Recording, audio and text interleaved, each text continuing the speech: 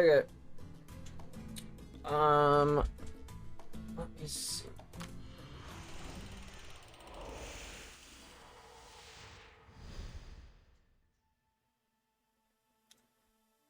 Let's get started.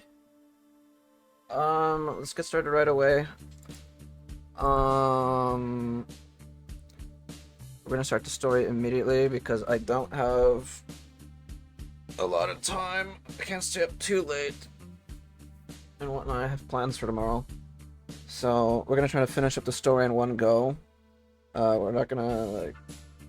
I try not to take too many breaks and whatnot. I already got a lot of stuff done. Yeah, what's up, Remy? Anyway, let me see. What does the rewards look like? What does this one give us? Another dupe of Recoleta? Okay, we definitely want to get this.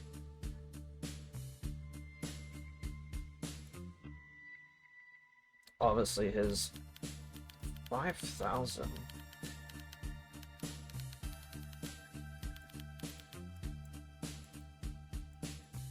$19 also, huh? Last and first principles. Very short updates. Supposedly it's also a very short story, so let's get started right away. Part 1. That uncanny green. Very deep, no echoes return.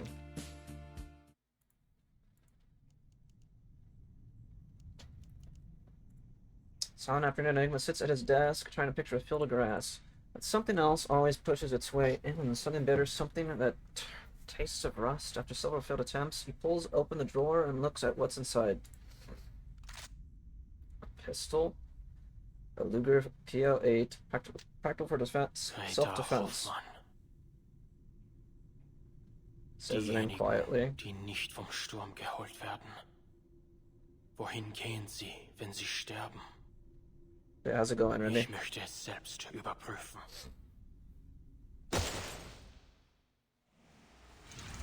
Last and first principles. That would have been a cool thumbnail, but yeah, having that is probably not good. The uncanny green.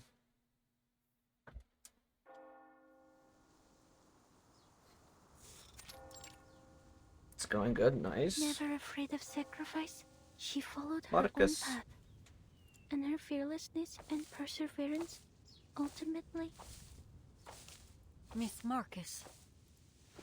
Oh, you've arrived. The investigator lowers her head. A moment later, she manages a slight, easier expression. It's good to see you, Miss Semmelweis. Semmelweis glances at the papers in Marcus's hand. They're crumpled and near where the ink has smeared. New letters have been neatly filled in. Relax. Everything will go smoothly. Where are the others? The Foundation's memorial ceremony has already ended. It was solemn. Almost everyone came to express their condolences. They just all had to get back to their work. Well, at least this cemetery will always remain open. I was more so wondering about those colleagues you're familiar with. Miss Kakanya, for example. I thought she'd be accompanying you. Did you already finish the story, dude? Have you done it yet or no? She had to go through a few more rounds of inquiries, so she couldn't make it. She did send a bouquet of flowers, though. I got this place. You're familiar with Miss Kakanya.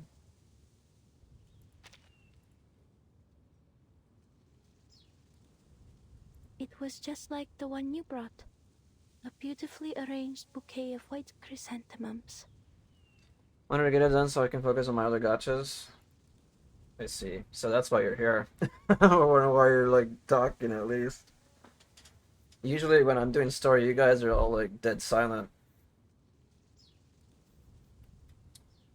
Some always nod and surveys the figures scattered around them.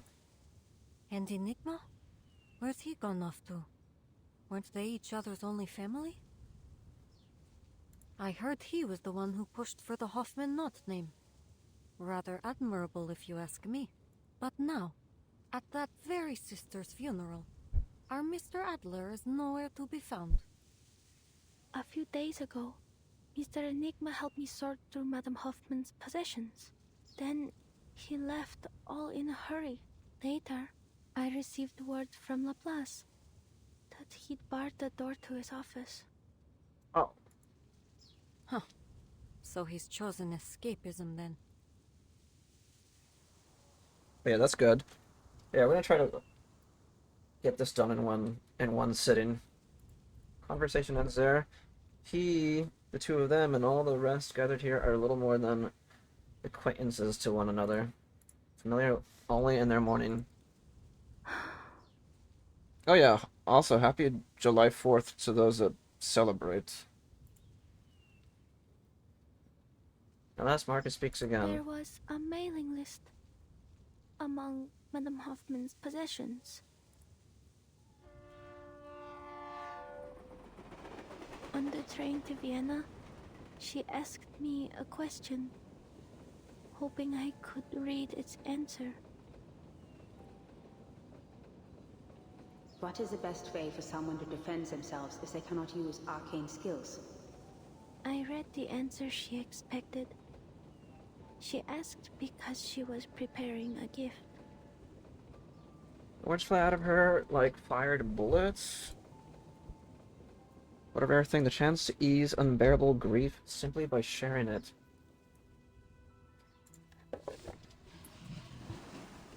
Mr. Enigma packed the list, her documents, her ID badge, and her diary into a box. Madame Hoffman's entire life reduced to a tiny box. Damn, that's sad. Then he stopped and he asked me, Where do you think Greta has gone? The ink on the paper in her hand starts to run again. where has she gone? Heaven? Hell? Has the storm washed them away too? Those who aren't lost to the storm, where do they go? Will I see her again someday? Will all of us, any of us, see her again? If only I'd known earlier that the gift she was preparing was a birthday present for him, then instead of taking care of me and celebrating my first day as a Foundation investigator, she could have... If only my arcane skill were more useful. If only I'd read what would happen on its stage. If only the future were written out as words on a page. Emma always says nothing, she only raises her hand gently. Before that touch can reach her, Marcus draws a deep breath and forces her what-ifs back down. There's nowhere to turn for answers, no point in blaming herself, what's done is done. I told him I hoped Madame Hoffman had gone somewhere with no storm and started a new life, even if that means I'll never see her again. In the end, he said he needed to think about my answer. He hasn't left his room since.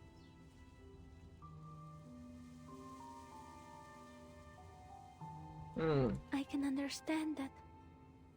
I don't want to be here either. But I have to.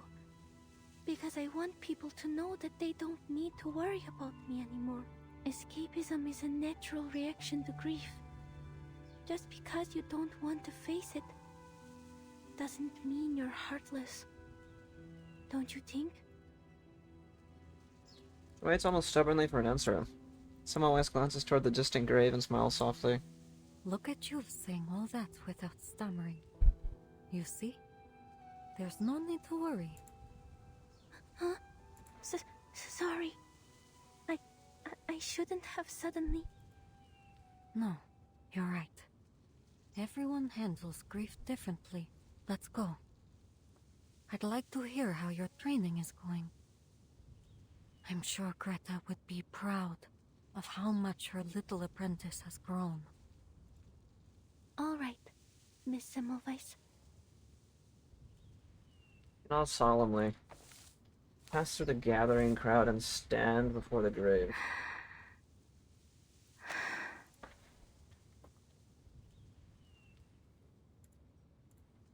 Gaze at the small box on the hole, everything suddenly feels unreal.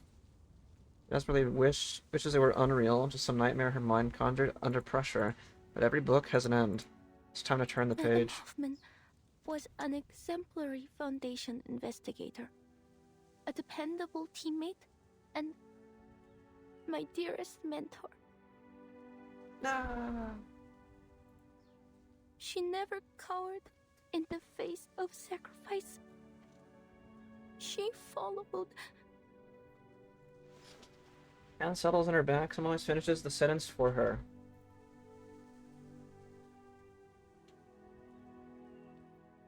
Dang. She followed her own path until the end. Pursuing the truth with a resolute heart. And ultimately, it was her fearlessness and perseverance that brought us the knot that allows us to cross the storm. Aww.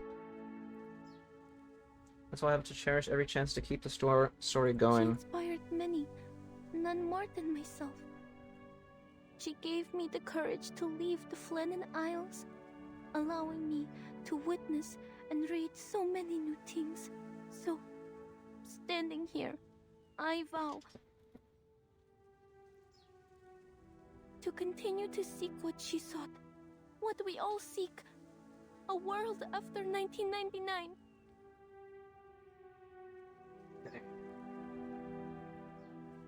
I want to see the world you believed in. I will persevere as she did. I will keep reading, keep writing, record every experience, every feeling.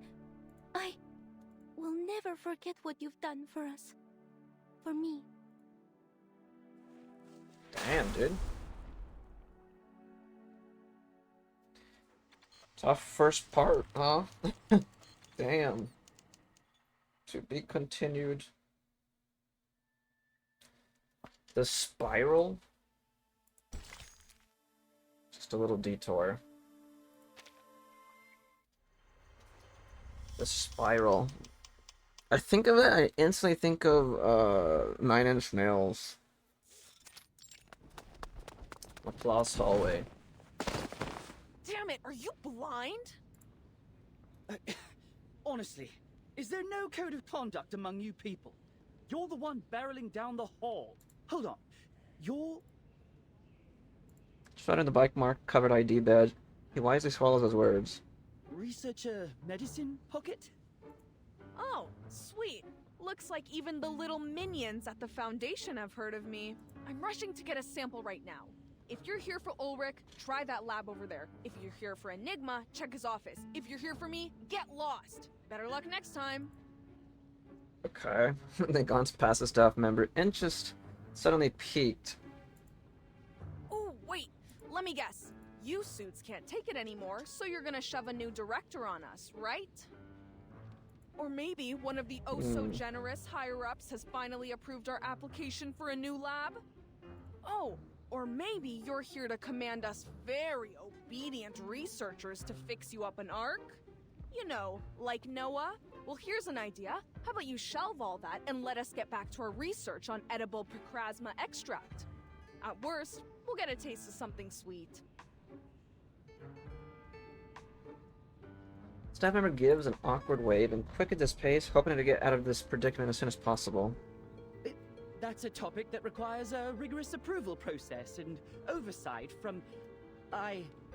It's not within my power to decide. I need to deliver these files to Mr. Enigma immediately. I won't take up any more of your time.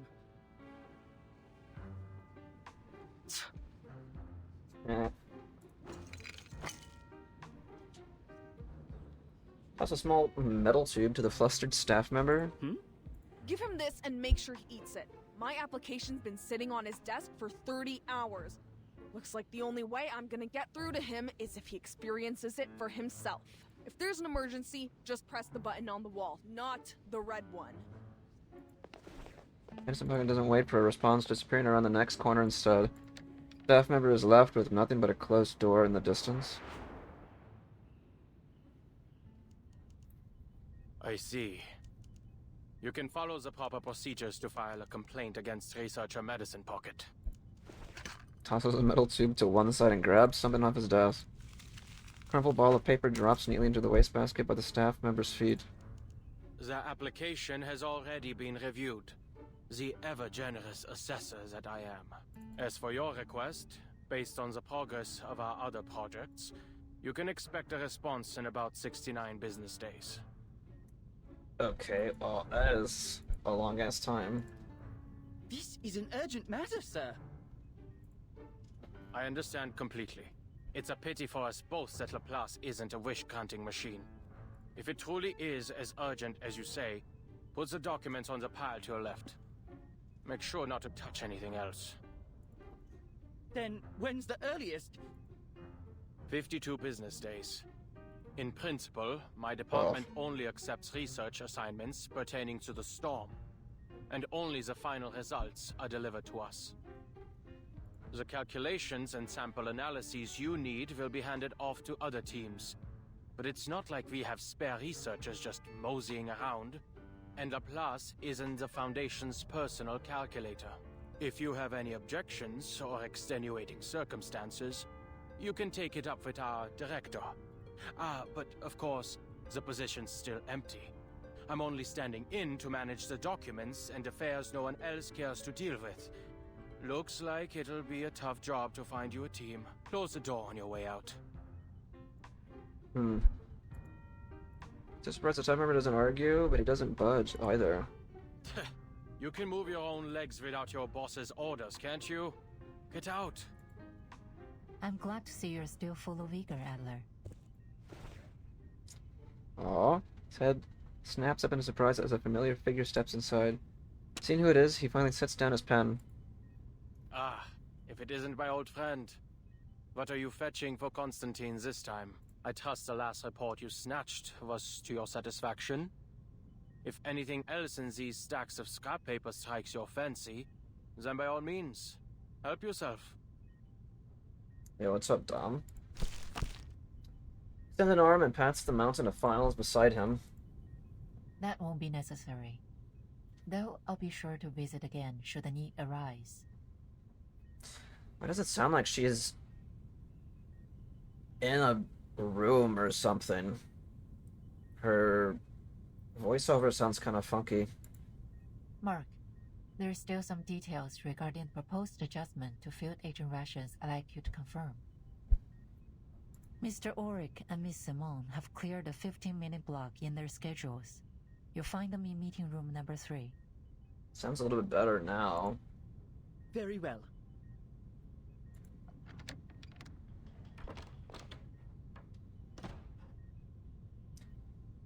She sounds better in Chinese than the dub.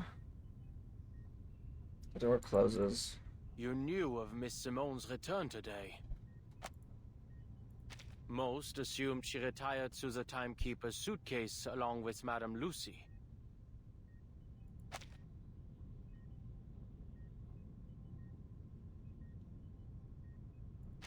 Looks like the Foundation keeps as close an eye on Laplace as they do on Manus Vindictae. He scoffs. Some might even say that mad scientists and fanatical arcanists aren't so different, though the former does have the small advantage of providing a handy little invention here and there. Always thinking from a researcher's perspective, Valor. Every researcher wants an independent, undisturbed laboratory. A simple wish in theory, but difficult to implement in practice. I'm sure you didn't come all this way just to lecture me. What's the matter? I trust Ulrich has told you what transpired in Antarctica. Not long ago, we received reports from our field agent squads and investigators.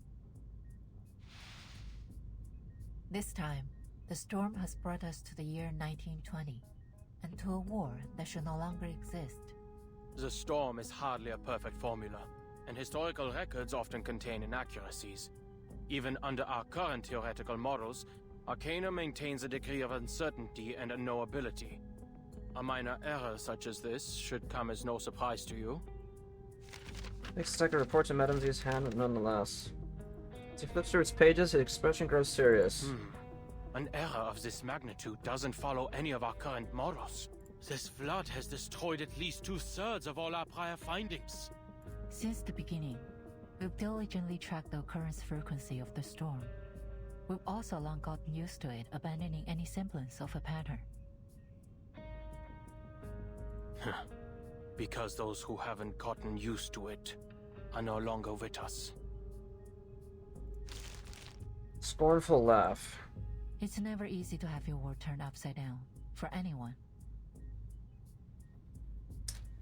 It's not that she doesn't sound like I don't think it's the voice actor. I think it's literally... I think it's her mic or something, or the location she's in. I don't notice any other VA, like, at least in the English one. It doesn't sound like that. She sounds more robotic. Might be her mic. It's never easy to have your world turned upside down for anyone. It's overwhelming at first, but the more you see it happen, the easier it is to accept. Of course, some still have their objections. There have been countless debates on whether we should prepare for war. Laplace is not an arsenal.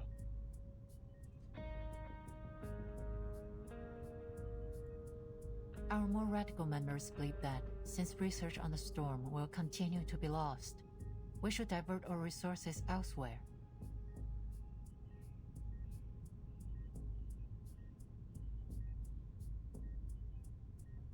The LSCC has been without a director for a long time, and the Arcanocentric Society Institutum Laurent has gone unchecked. There is reason to believe that this has impacted Laplace's research efficiency. That is Enigma's expression, knowing he's already figured out why she has come. So, to ensure our collaboration with Laplace continues to yield valuable results, the Foundation plans to dispatch a director of their own choosing. Absolutely not. His clenched fist never comes down on the desk. Stifles his anger. Rage won't help him now. I don't agree with the sentiment, nor do I believe the Foundation should assume complete control of Laplace. However, the reality is that, besides some perfect directing machine, the members will be the most easily persuaded if we appoint a human as director. Which is why I've come to you today. If, under your leadership, Laplace can produce a persuasive new discovery during this tumultuous period, it would help my cause immensely. Of course, no matter what, I'll continue to express my support for Laplace's independence to the Foundation. And he looks at his old colleague. They worked together a long time ago, if only briefly. What exactly are you hoping to achieve with all this politicking? For Laplace to align itself with a foundation, or with yourself?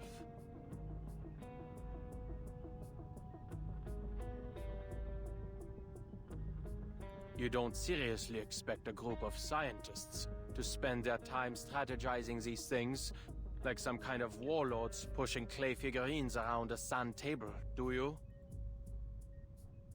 As he doesn't answer directly. I'd like you to continue your research on the toy box sent by Mu-C3. Investigate the source of its power and use its simulations to push out the report. Producing a final pre-storm protocol will refute the accusations that the LSCC lacks risk management policies, and the core of the toy box may just provide the new results you need.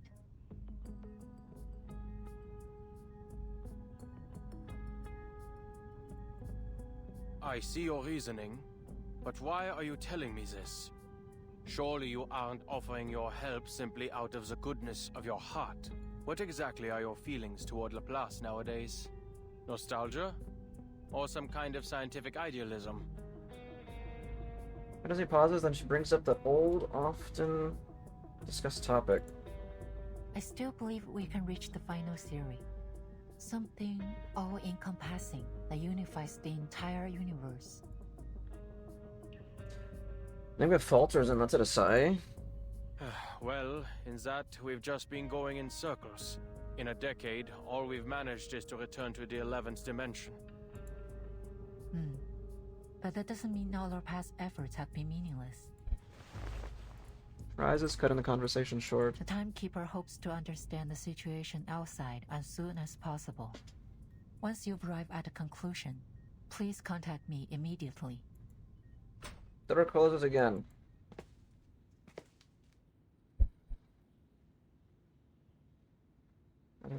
Stands in the corner, gazing up at the unfamiliar silver-white building.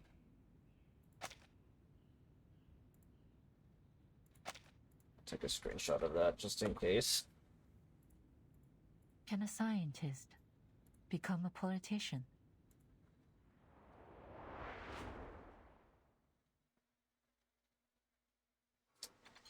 They can, but I mean, do they really want to do that?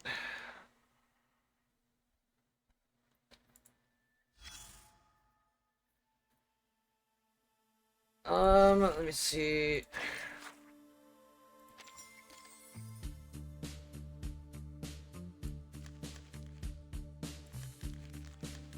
Answer at the bottom. Not to accept rehearsed stories.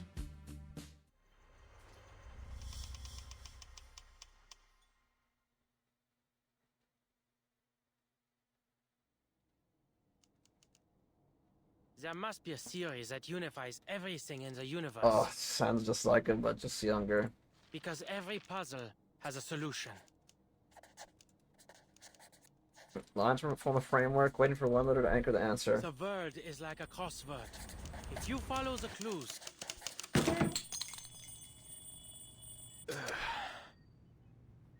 Verdammt. Isn't it about time humanity evolved beyond sleep? Shakes his head and fixes his gaze on the jumbled grid lines covering his desk. Pushing the papers and files aside, he turns on the screen. 3 p.m. It's only been 6 hours. Looks like the little biter's actually done some work in between destroying public property. Side effects have certainly lessened.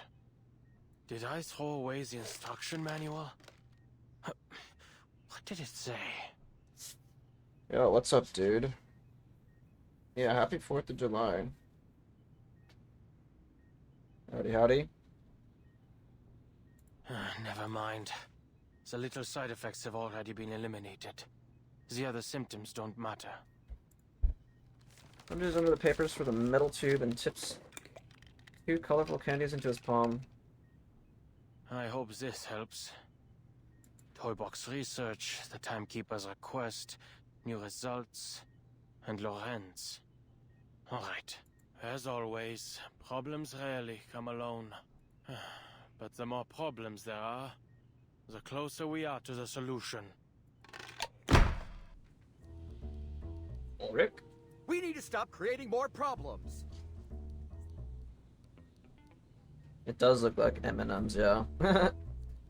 Ulrich slams his fist down on the desk in an attempt to end the chaotic discussion spiraling before him. Fortunately, in Laplace, Shadowlane invites a louder rebuttal. Then get rid of the approval system so we can all work in peace for a couple weeks. You know, spend our time actually experimenting instead of writing damn reports. That's our problem. I'm telling you, even if Enigma locked himself in that room for the next decade, he wouldn't get through them all. Focus on the matter at hand, researcher Medicine Pocket. The toy box has been fixed for now, and the communication problems it caused have also disappeared. But we need to come up with a way to prevent any similar incidents in the future. And it's crucial we figure out how it had such a widespread effect. We can't risk almost all of Laplace speaking in cipher again. I, for one, believe it's related to the storm syndrome. But our research progress has been far too slow, so I need everyone. There you go again. You're gonna say that the language disorder interfered with our work, right? Well, let me make this clear. Whether I use cipher or decimal or freaking latte art to communicate, it's not gonna stop me from doing what I want. Medicine Pocket mimics Ulrich's tone, drawing out the words. Those emergency handbooks are only filling that tank of yours with useless garbage data. Whatever happens, my advice is the same. Mind your own business and let us fend for ourselves. Huh. Sounds like you've gotten over Yes, accidentally Beth. ordering critter chow at the canteen. I suppose it is quite difficult to decipher a Tetris-based language, no? And no, we can't just blow up the toy box medicine pocket. As I said before, it cannot be destroyed through arcane nor scientific means. You should know when to quit. Blow it up? Absolutely not. The ferrofluid nearly bounces in the tank. Adler already notified us that the Foundation is pressuring us to deliver persuasive research results. This isn't the first time they've used our laissez-faire attitude as an excuse to attack Laplace. We need to use the toy box's simulations to create a reliable emergency protocol. Okay, I get you. We just need to submit something that'll shut them up. So why don't you round up everyone who's been wasting research materials, hand them all Lorentz ID badges, and turn them over? I did hear the Foundation has been quite lively lately. As crowded and chaotic as the crystal structure of Austenite, supposedly.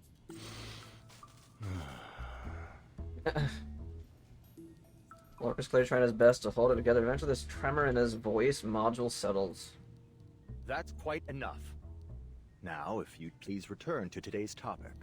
Researcher Pointer, Researcher X, how are the results of your data analysis?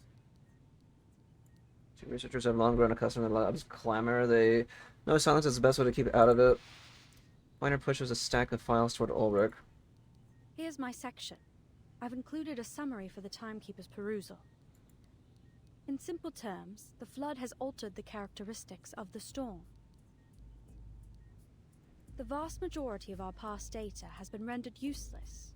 Our most reliable models require multiple rounds of verification. Therefore, our current conclusions offer reference only. This should be plenty. I'm confident we'll adapt to these new conditions very soon.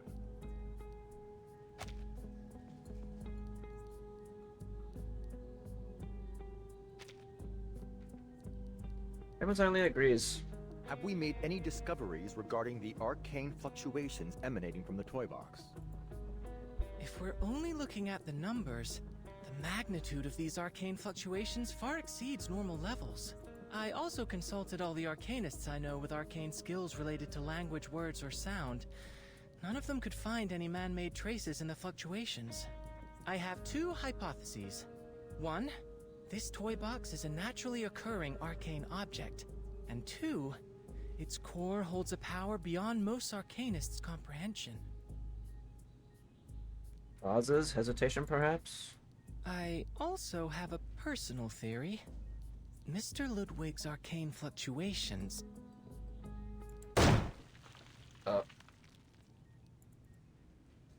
Meeting room doors thrown open, slamming it against the wall. Everyone turns toward the figure that has just burst in. Mr. Enigma. Doors unlocked. Visitor pushes the door open and enters. I already reviewed your application last Wednesday, X. And you and Hisabeth can stop submitting those clinical trial applications for Medicine Pocket's project. Oh, I have a friend... Regulus is not an option either. There isn't a hair on her body that doesn't scream Arcanist. I will handle this myself. After all, I was the one who questioned Medicine Pocket on the possibility of resuming research on the topic in the first place. It's a compelling research direction. An antidote for Procrasma extract suitable for human consumption, and a universally applicable, edible extract with energizing effects. There was a long string of terms with neither a stumble nor a pause, as if reciting from a script. There's no need for you to worry. I read the project proposal. Medicine Pocket already consulted me on a few issues. That proposal was supposed to be confidential. Never mind. But we need to act like this research topic doesn't exist until it yields some results. You are all pure-blood arcanists. You have a natural tolerance for Procrasma extract. But it's simply too dangerous to move straight onto pure-blood humans. Well, I suppose it's about time my quarter arcanist blood came in handy. I understand, Mr. Enigma. I have no intention, nor the power, mind you, to interfere with anyone's decision. But I did receive a document I think you should see. Of course you did. There's always more. It's about the language disorder caused by the toy box's malfunction. I'm sure you're familiar with it. Although the world outside has returned to normal, a lot of curious occurrences have appeared in the toy box. Allegedly, the behavior of its inhabitants has become increasingly formulaic and unified. Of course, these are Mr. Ulrich's words. I haven't seen it for myself. The specifics are on top. Hands over the document. I read the whole thing. It's comprehensive. Exhaustive, even. Should be more than enough to submit to the Foundation. But Ulrich isn't convinced it's persuasive enough, so he hasn't turned it in. We all know how easy it is to fall down a research rabbit hole. He needs someone on the outside to step in and make a decision.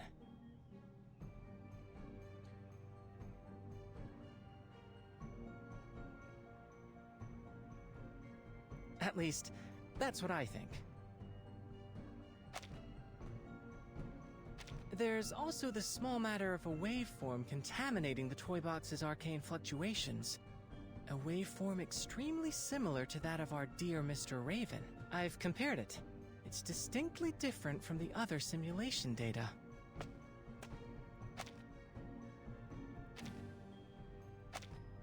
Next over the last of his prepared lines, and with that, the butterfly has flapped its wings, steps out and shuts the door behind him.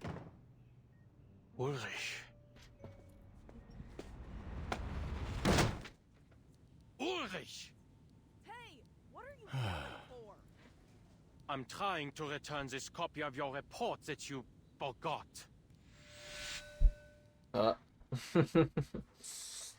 Okay.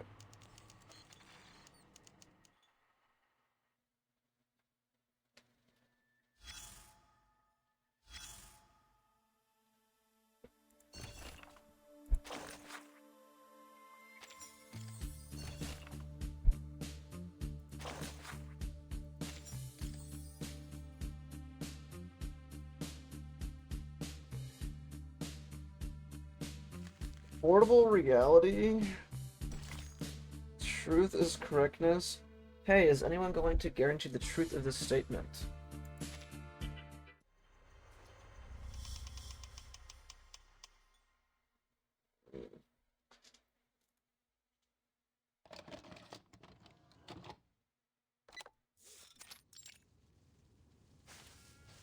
Professional expedition team of 1 investigator and 2 researchers trudged through the woods. We've encountered more and more critters since we entered this forest. At least we didn't come here for nothing. Hey Ulrich, don't forget our loot. 10 more parts. Let me see.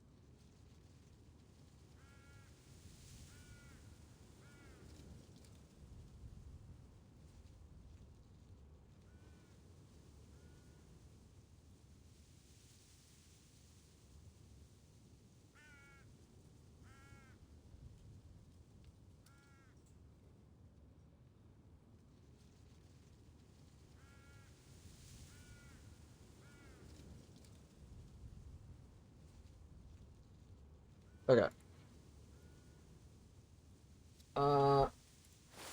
Where are we? His fellow researcher stares at him incredulously. Loot? Adler, are you seriously calling these supplies loot?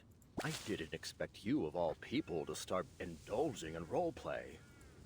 I don't know what you're talking about. And you can save your energy for the journey. We still have a long way ahead of us.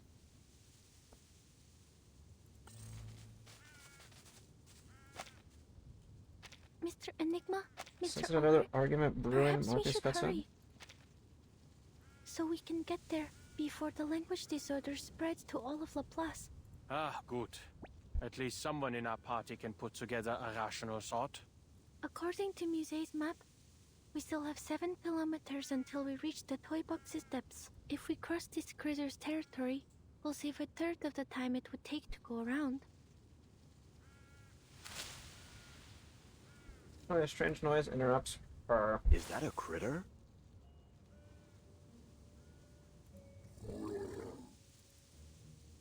No. It's an arcanist using critter speech. Looks like another piece afflicted with a language disorder. Stares at the Arcanist and frowns. We're too far away. I can't make out what he's trying to say. Let's get closer. I may be able to read some useful information. All right, allow me.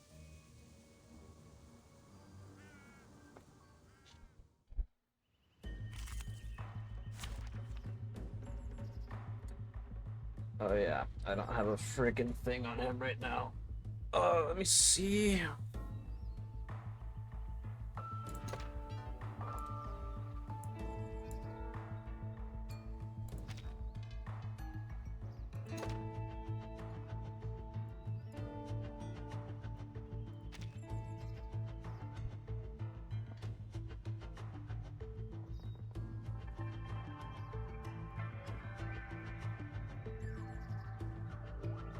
Let me take a look again. I mean, it doesn't matter right now, but... Where is my sheet?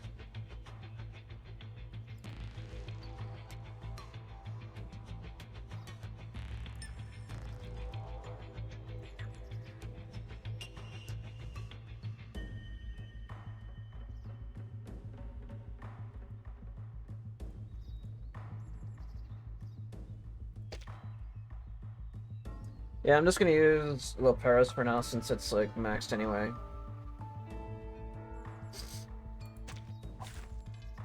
Feast your eyes on the chivalric anti-romance of this renegade knight. And last in the shade, yes, made on. Okay, well, put this down here. Oh, I understand. There's a maidenhair fern and a bamboo shoot. Also, you don't have to guide me. Like, to be honest, it's fine. Looks like all I need to do is find the page with the fern and bamboo shoot. Hurry, we will buy you I don't like it when people guide me, unless I ask for help.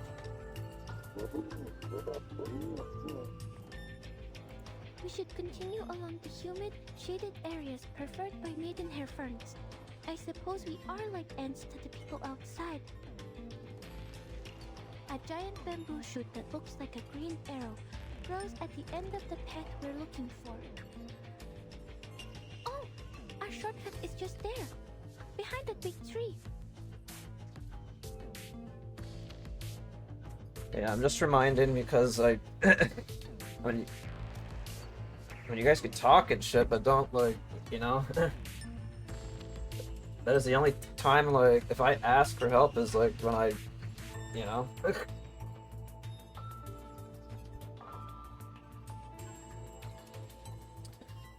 Okay, it's been eons. Let me see. How the hell do I...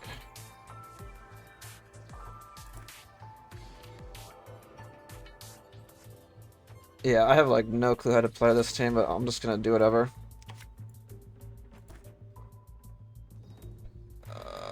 God, I don't even know what Enigma does. I didn't read any of his stuff.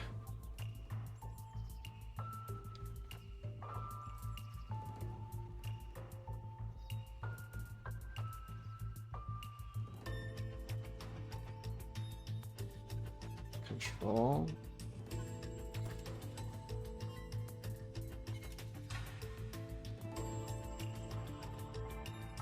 I kind of want to yap. I mean...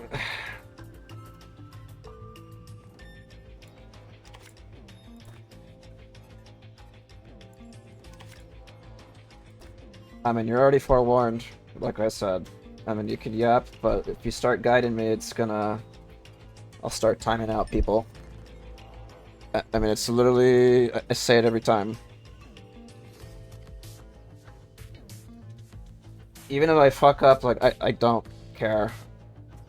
Right, I just hate when people backseat. It's like my number one rule. Or one of my number one rules.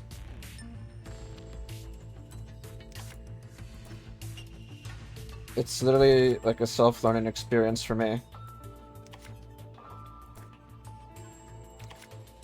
Like, and I'm not gonna lie, honestly, when people backseat, it like literally makes me not want to play the game. It makes me not want to stream the game. It makes me not want to like log on to the game. So yeah, I'm just yeah.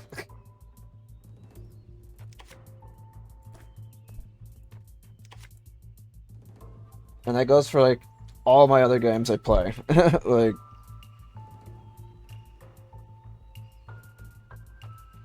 that shit like literally happened in Limbus and I instantly stopped playing the game. Cause that shit was so fucking stupid.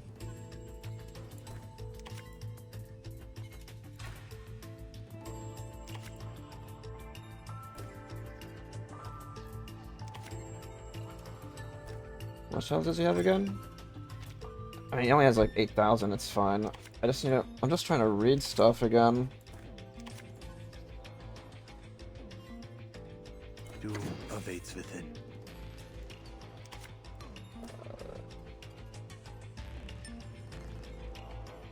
Actually...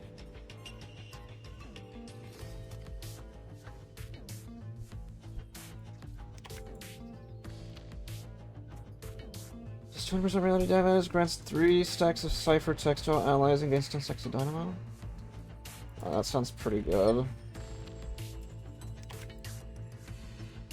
Computation check. Okay, let me just Valid data. try some stuff. The dead embrace you. Actually, let me see. Doom await. The dead embrace you.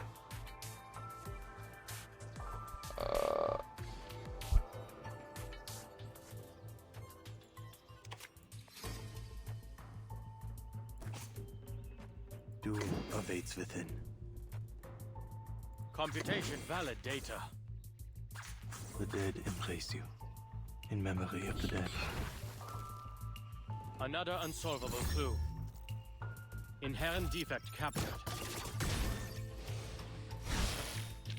Just as I deciphered, or prophesized.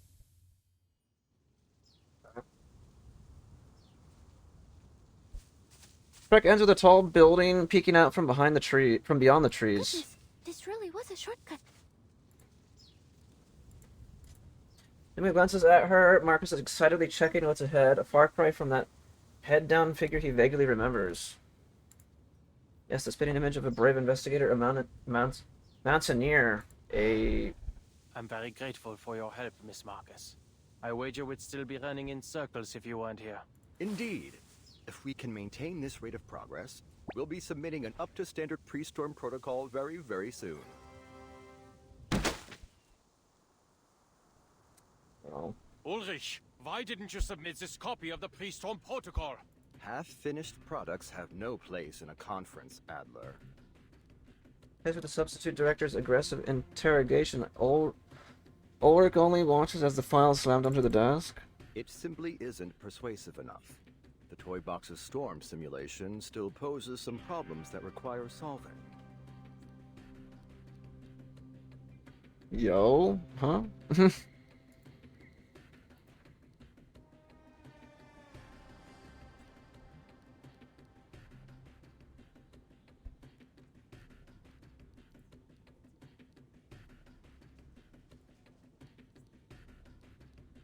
Am I hearing this right, Blob for Brains? You're telling me you've already finished the damn thing, but you thought you'd play us all for laughs for a while?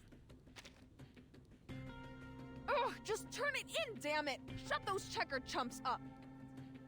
As I said, there are still some problems that haven't...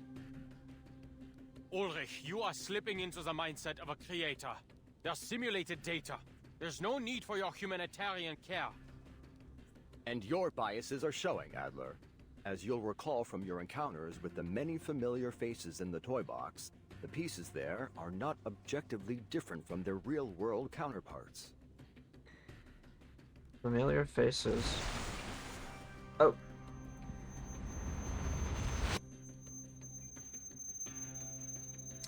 Sound. No, none of this is real. They are just pieces of data. Parts of a simulation. You shut yourselves in your labs, in the toy box, calculating all day. And for what? If you all keep playing delusional genius, and continue to ignore the problems Laplace is facing, soon it will be out of our hands. This isn't the toy box. There are no resets.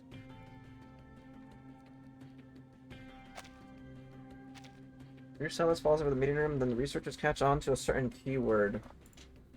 It's true, Adler. With every new era brought by the storm, the Foundation has only tightened their policies, perhaps to an extreme. However, they need Laplace's research results. They need our innovation, our inventions. The Foundation doesn't view us as an enemy.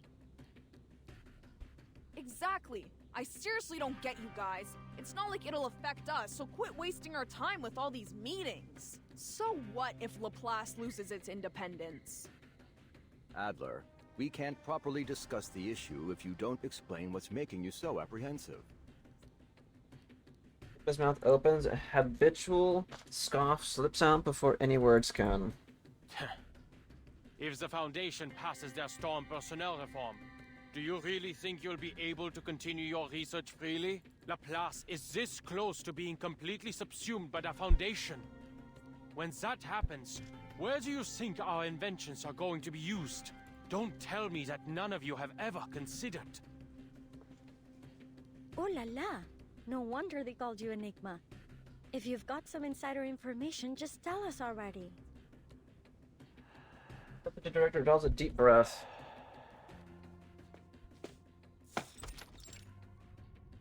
Foundation?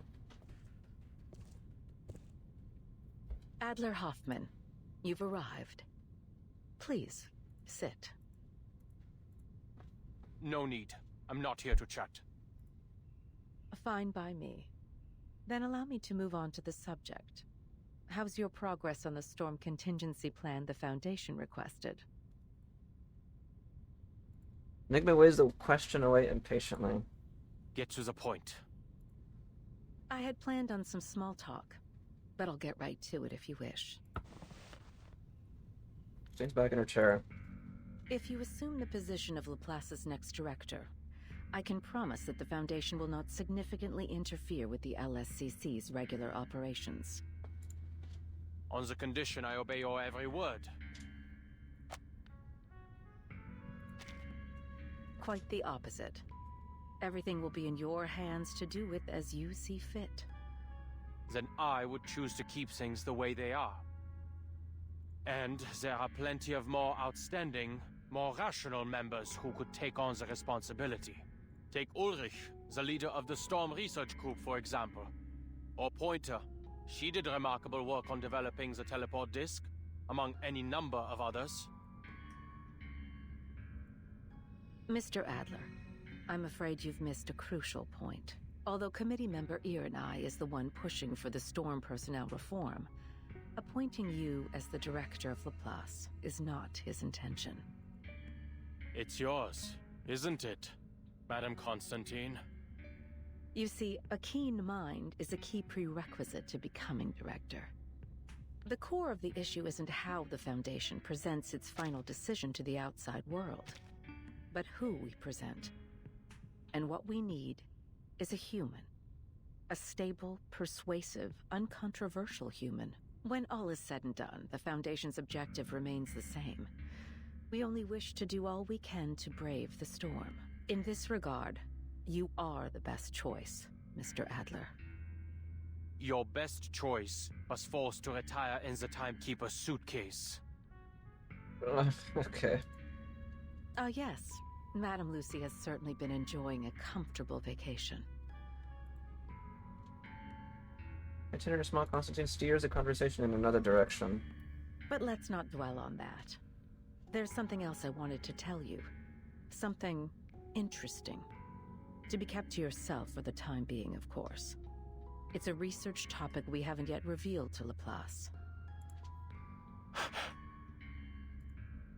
As you're well aware, for many years we've been searching for a method to bring back those reversed in the storm.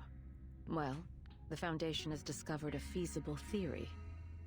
If we can inject a person's past memories into a suitable body, then we can restore those who were lost. All those years ago, a special candidate helped us in the first stages of this experiment.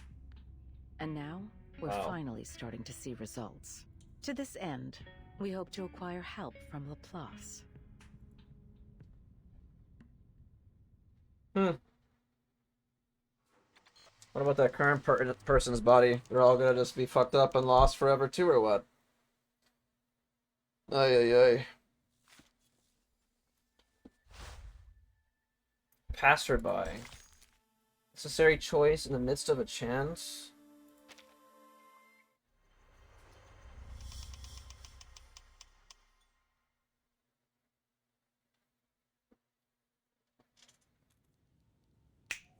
Go on, spit it out! Or have all those long-winded administrative tasks totally destroyed your ability to get to the point? You know something, don't you, Adler? Everyone waits for Enigma to speak, but all they get in a room is full of puzzled looks.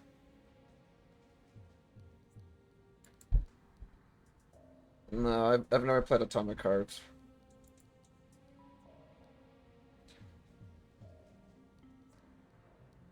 No matter how much he despises Constantine's implications and methods, he knows that this is neither the time nor the place for sharing what he's learned. The words he cannot speak hardened into a stone at the back of his throat. Were he to let it fall, all the ripples it would send to the applause would be impossible to calm.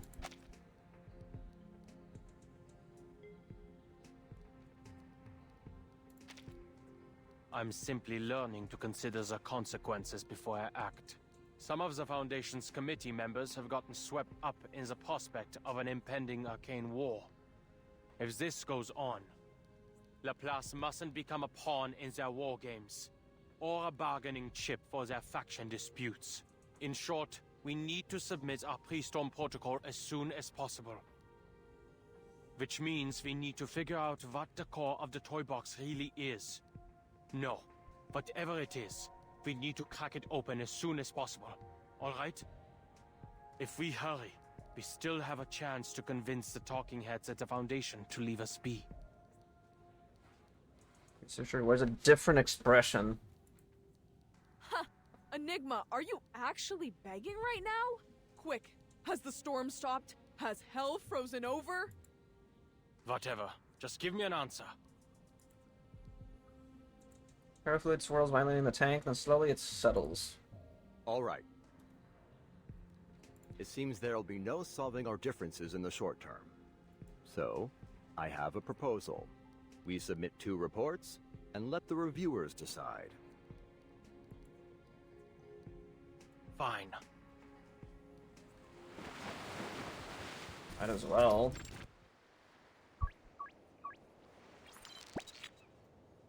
The toy box once again, Enigma's exploration has taken him to a beach.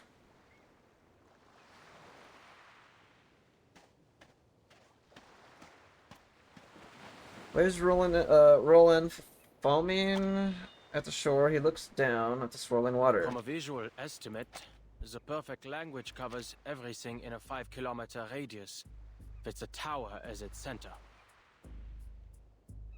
Have you played Atomic Heart? Dom? I know they're making a sequel already. They announced it like not too long ago. On the beach outside this 5-kilometer area, the environment continues to exhibit signs of language disorder. I've watched some of the game like back then when it first came out. I mean, it looks okay. It deconstructs words into phonemes, the building blocks of sound, and uses them as the building blocks of matter. A handful of seawater contains... It kind of reminded me of like BioShock a little bit when I saw it back then. 1, 2, 3, or roughly 20 phonemes. Though clearly the phonemes themselves don't carry any meaning, they do leave room to construct one.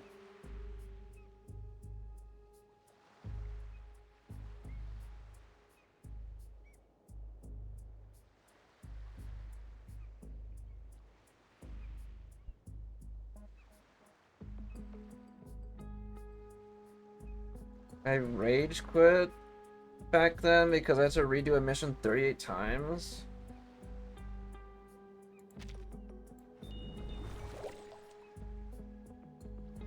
Waves whirl, causing The waves create a chiming phonemes to clash and sound, ring like against bells. one another. This seawater holds enough phonemes such that they may organize into morphemes, the smallest units of meaning. Monkeys may have an easier time putting Shakespeare together here than writing it on typewriters. Jelly-thick sea breeze brushes Enigma's cheek and carries his ride muttering to the wave's crest. The waves breaking against the shore again, and the wind shifts.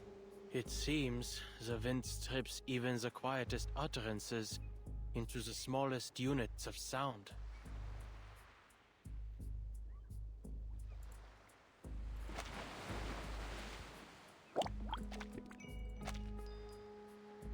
Perhaps these symptoms can be understood as a language microscope. Just hearing like a carefully sifting out bare phonemes and waving them back into meaning. Perhaps these symptoms can be understood as a language microscope or maybe a scalpel. The environment dissolves and dissects every spoken word, leaving only its phonetic fragments behind.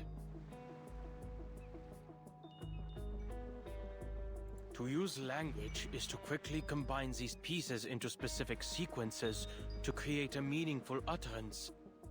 Thus, one could view this entire environment as a simulation of language use. Bilabial plosive. Diphthong. Mid-central vowel. Nasal. The phonemes of poem. I see. It's encryption and decryption. Hardly foreign territory for me. Mimic crouches down, pulls a small glass vial from his pocket, and fills it to the 2/3 mark with seawater. Seals the vial and shakes it. The liquid inside is crystal clear. It still appears like normal seawater in this container. Let's see if X has any suitable equipment to analyze its composition when I get back.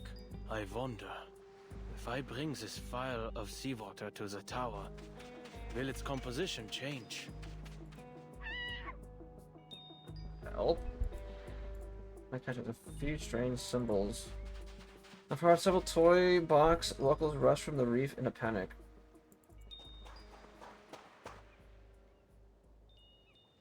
Puzzled Enigma watches as they come running straight toward him, crying all the way. Later, as they draw closer, the phonemes reassemble into words. This language deconstruction phenomenon seems to have a limited range. Just now, the limit was around 2 meters. Quickly jots the new finding on the back of his hand, but the locals shouting robs him of any chance to ponder it further.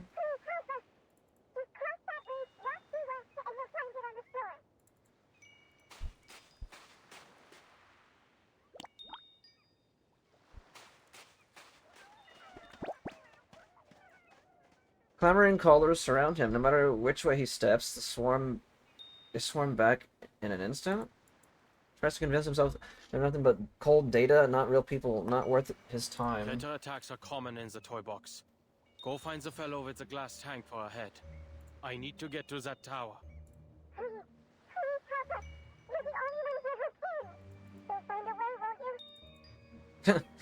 Pieces refuse to take no for an answer. The reality has made the choice for them. Keep pushing. Hemingway glances down at his timer. 10 hours in the toy box already. If I waste time on things like this, I won't make any progress on the tower's function before the simulated storm hits. I need to finish the pre-storm protocol before Ulrich does. If we wait any longer, our friend will get hurt. Please help us. All the damn pleading. What is this, a time loop? When needs collide, the result is either a standoff or a concession, and lately Enigma has been favoring the latter.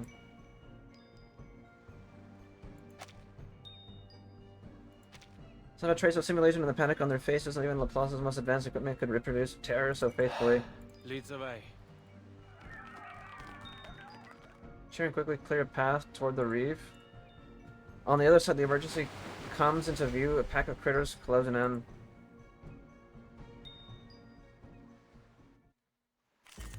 Okay. Practice validates theory.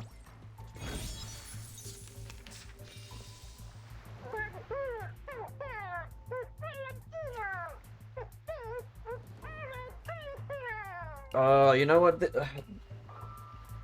I'm just barely realizing that they sound just like those critters from the reverse 1999 YouTube.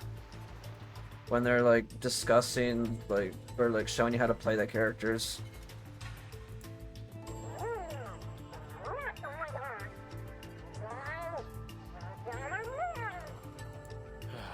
Let's get this over with quickly.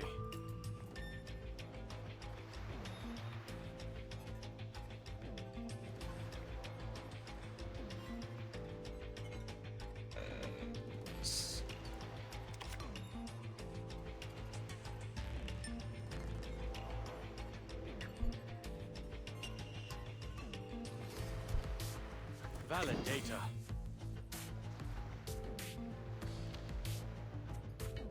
Computation check.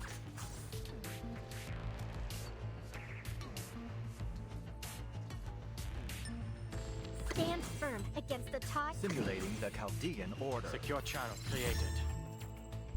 Inherent defect captured. Befreie dich von den Grenzen des Geistes.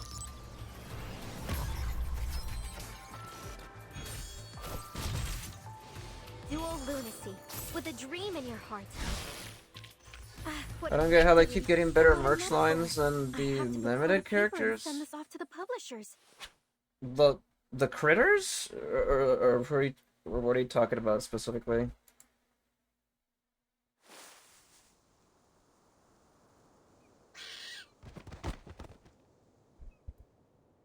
Just you wait. It doesn't take much before the critters flee shrieking. Even without understanding their language, and with parts of it reduced to incomprehensible noise, their movements convey their fury just fine. What the hell is that? Thank you for lending us a hand. What? Hoffman. You again. That's why he was like having that little moment there before. Imagine someone he knew better than anyone. Built from Greta Hoffman's memory data. I should have known. This is the only way to the tower. Ponders under his breath and takes a step forward. It's a waste of time. None of this is real. Just an absurd coincidence generated by the toy box's logic. I saw you on my previous expeditions. Oh, you're from the outside. This world is constantly resetting, so I'm afraid I cannot recall our previous encounters. But the last time I saw you, you were also on your way to explore the depths of the toy box. Is that the case this time as well? I built a tower there, in the depths, but nothing has changed. I'm no closer to finding out how to stop the storm in here. Listen to me. This is all a simulation, designed to help us find a solution to the storm. No matter what you do, everything will eventually reset to its original state. Nothing will change. You don't have to waste your time like this. You've already made this journey before, and it is difficult and meaningless. What is it about calmly? He's standing right in front of her, blocking the road ahead. I appreciate your concern. It appears this isn't the first time you've observed our actions, and I'm glad I was able to help you come to your conclusions. However, everything you've said pertains to your business as an outsider. From your point of view, perhaps your claims are correct. But I'll only know if your advice is meaningful to me once I get there myself. And I see that tower with my own eyes. In any case, I won't be the last to visit it. Perhaps whatever I leave behind will help those who come after. Like I've helped you. Besides, if you've already concluded that this is meaningless, why did you return? True. Made a question to hang in the air. Hoffman brushes past Enigma and follows the road behind him. Enigma doesn't move. The timer ticks on, converting precious time into numbers. A moment later, he sets off down the same road.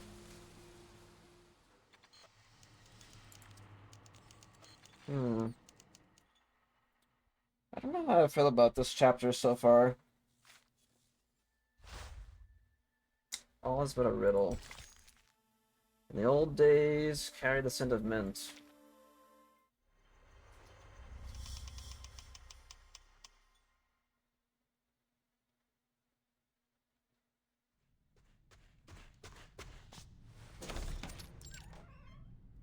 Hoffman home? I'm heading out. You can heat up the leftovers in the fridge for lunch. Did you hear that, Adler? What's the appeal of the mountaineering club anyway? At this point, even the neighbors are saying, looking for Greta? She's probably gone mountain climbing. Or rowing. The woman at the door has already laced up her shoes. She stamps her feet on the mat. Shoulders a hiking pack and glances back at her brother as she rises. Would you like to come? Aw, young Greta. Last time you joined me on the Covendo climb, before we'd even made it back, you said you'd never participate in any weekend sports events ever again. Chess, swimming, or doing those math problems you love? They're all worthy pastimes. There's no need to follow me. I only came here to get a glass of water. Young Adler tale. Sure. By the way, I need your help with something.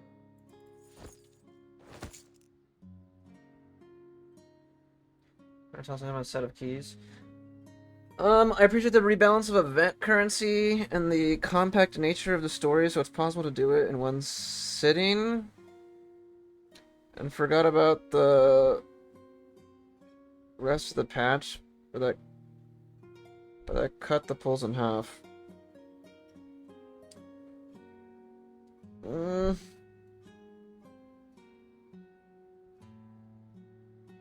I do appreciate to do the story. Well, I mean,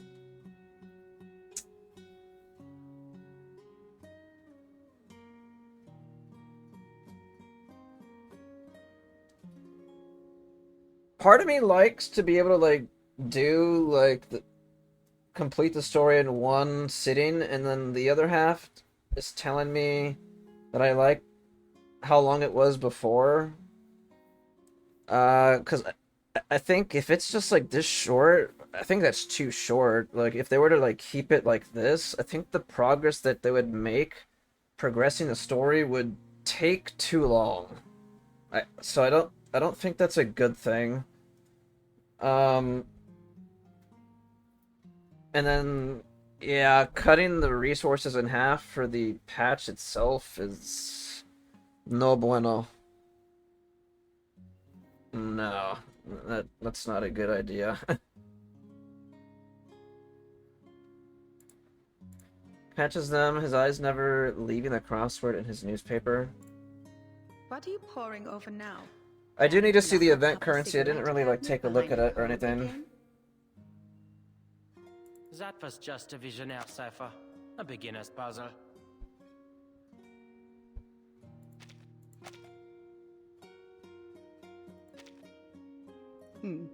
Anyway, if you have the time, could you mow the lawn in the back garden? It would make Mama and Papa happy. And you know, I've never asked, what's got you so dead set on Laplace? There are plenty of outstanding research facilities to choose from. Why them? Because I believe we share the same ideals. Seriousness in his tone makes her pause. Her hand lingers over the doorknob. There must be a theory that unifies everything in the universe. Bringing that up again, even all the way back then, huh? Because every puzzle has a solution. The world is like a crossword. If you follow the clues, you'll arrive at an answer. The only answer. An established theory. It's simple, clear, rational. Codes simply rearrange symbols according to a set of rules. Identify these rules, and you can decipher it. If we don't have an answer, it doesn't mean it doesn't exist, but rather that we haven't discovered it yet. I've attended lectures at Laplace. Their researchers firmly believe they can discover the truth. It's utter conceit, but that's the way it should be.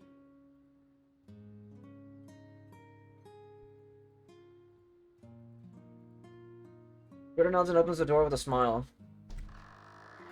Oh. I see. Don't worry, I'm sure you'll receive an invitation from them soon enough. I've asked around. They all said age is no matter, nor whether or not you are an arcanist. Laplace opens its doors to geniuses. That's the only requirement. Won't be any trouble for you, Bruderherz.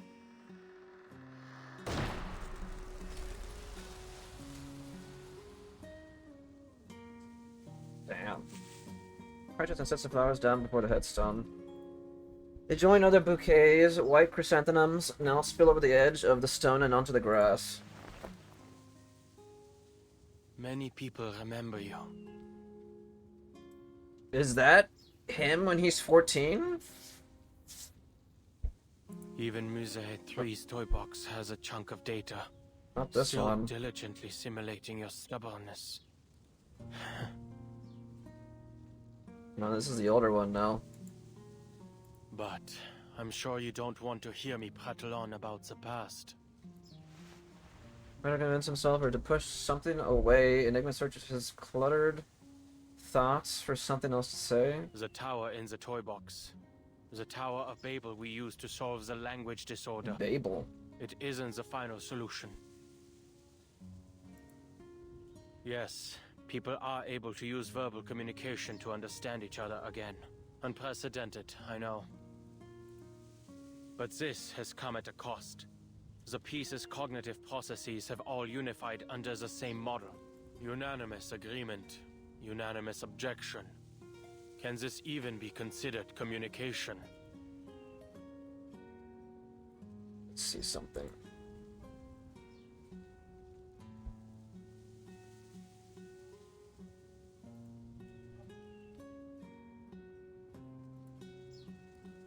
Consider the engraved letters for so long that they've started to look strange. It's like this is all some sort of dream. Ulrich and I each set off on our own expeditions. But in the end, we both decided to destroy the tower and take its core. So, now we have a new problem to solve. The core has a combination lock, and I can't make heads or tails of it.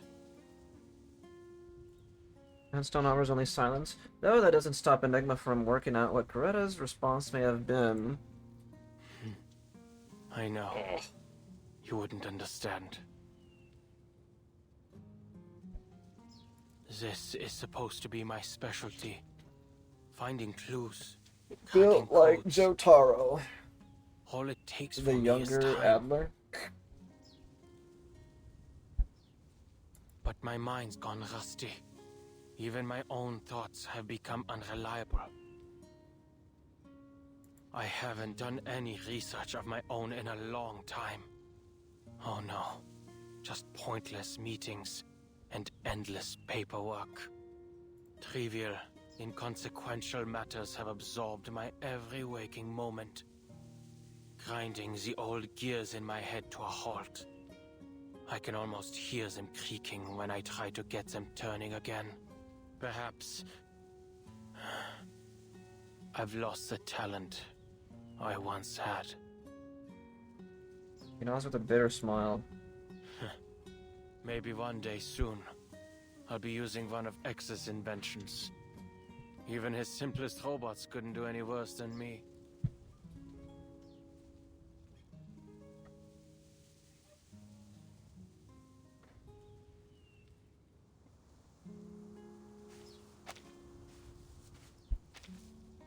White chrysanthemums whisper in the drifting wind, and as he falls silent, the world's sounds close in around him. Oh, Mr. Enigma, you're here too. Turns toward the voice. Greta's Menti. I've never heard it pronounced like that before. I have a meeting with the Foundation. Arms full of This was documents on and the way. flowers. You're here to see her again. Yes, I've brought some new manuscripts for her to see. These manuscripts, I'm going to submit them to the Daydream Post. But I'm not sure whether I'll be rejected again. I used a different recording technique this time, based on the feedback Madame Hoffman gave me once. So, I wanted to show them to her before I got an answer from the magazine.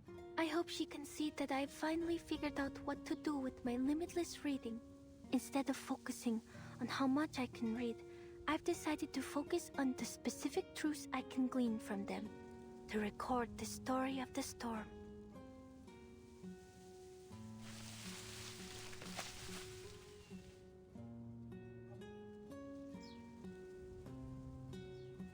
Nimica steps aside. Marcus lays the flowers on top of the documents and sets them both before the headstone. Without betraying my own principles or Madame Hoffman's teachings, I've managed to find a recording technique that can realize my dream. Of course, it's definitely lacking in a lot of ways. Marcus manages to say what she means, though not without stumbling over herself. She doesn't know Enigma well. Greta was the lone thread that connected them. Actually, Mr. Enigma, I never thought you'd come here. Oh, I don't mean that as a criticism. I only mean I understand how you were feeling, but I suppose now you're here? You found an answer to that question? Marcus chooses her words with care. Not yet. But staying like this isn't going to help me think either. Well, reading takes time, and so does seeking proof. Perhaps. You probably have a lot to say to her. I'll get out of your way. He reaches into his pocket and feels the cold metal tube in his palm. He ravages it in the other. What's wrong, Mr. Enigma? Nothing. Here. Marcus opens her hand. Enigma drops something into them and turns to leave. Oh, she looks down. She knows these candy as well. Similar ones could always be found in her mentor's pockets. Sharp, cold scent makes her blink. Yeah, don't they, like, those are like those, like, they were like different flavored, they were like little Tootsie Rolls, but they're not the chocolate ones, but they were like all different, like, flavors. Like, there was like, I think there was like lime, and then like the blue one had like white inside, or like a white candy. Yeah, the fruity rolls. Yeah, I think the yellow one was lemon. Yeah. They were really good. I have not had those in a long time. Those are probably a good snack to carry with you. Oh, mints. Gives Verton mint in his mini comic. Oh, they're mint here.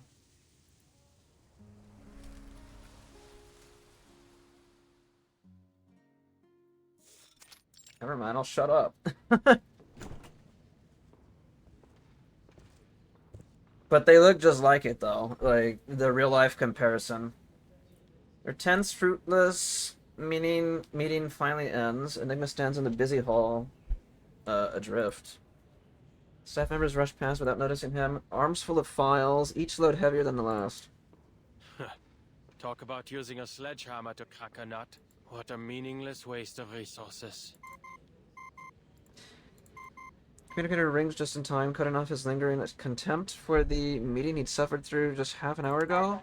If you aren't dealing with anything urgent, please return to the place as soon as possible. What happened? We've made some new discoveries regarding the tower's core. Oh? Changes when observed. We need to come up with a new plan. Oh.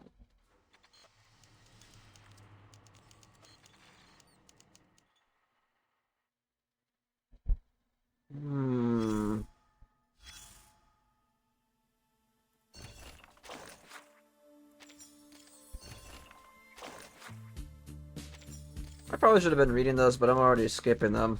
I think next time I'll, like, continue reading them, I guess.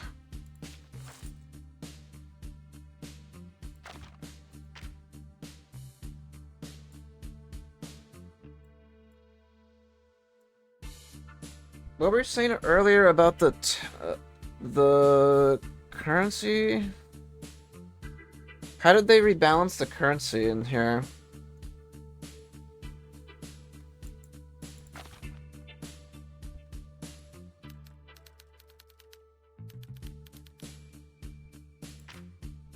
Oh, you're talking about the items themselves.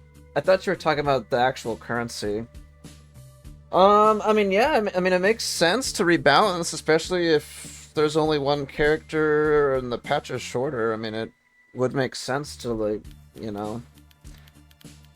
And then this, well, what was the photoscope before? Like 18K, right? I think.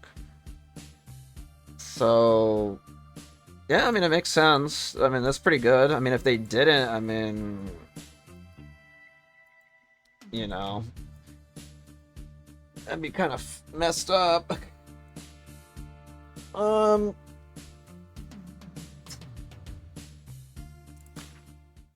me see. I have my stuff done, right? Yeah, I do. And what's today's date? It's Saturday? Okay. Just leave me a bun for dinner. The crossword. Flowing memories. The world shifts under observation, and memories are but echoes in a glass tank. Yeah, the pool currency is halved because we missed out on 21 days and 7 pulls.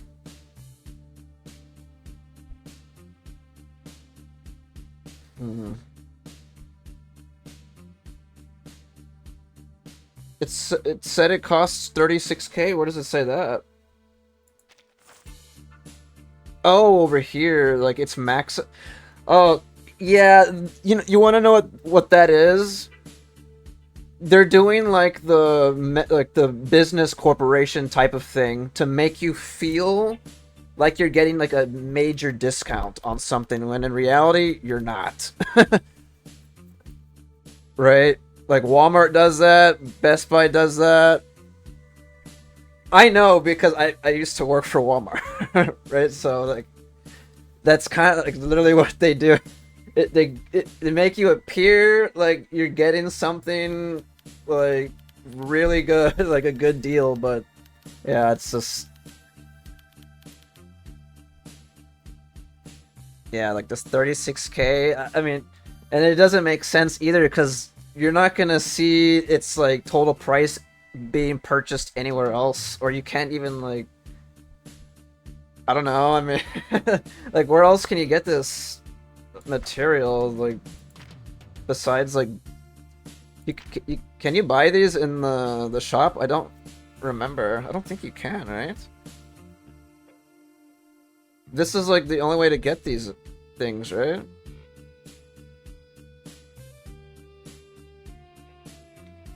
Yeah, either here or a paid offer. Yeah, so it's just, yeah, they're just kind of like, you know.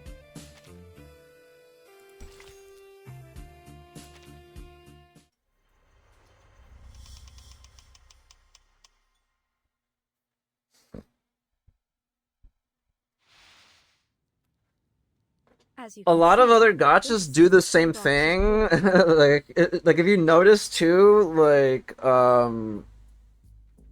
when the month resets and you know how you get like your goodies from the shops, like the once-a-month goodies and whatnot, like the summons and like, you know, it says the same thing on them too. Like, you know, it does the same thing. Like it gives them like a little discount thing and it's like, okay, well, you know, it's kind of funny. I know Genshin does, like, all the Hoyo games I think do that too. If I recall, I think Wuwa does that. Pretty sure, like, a lot of them just do the same thing.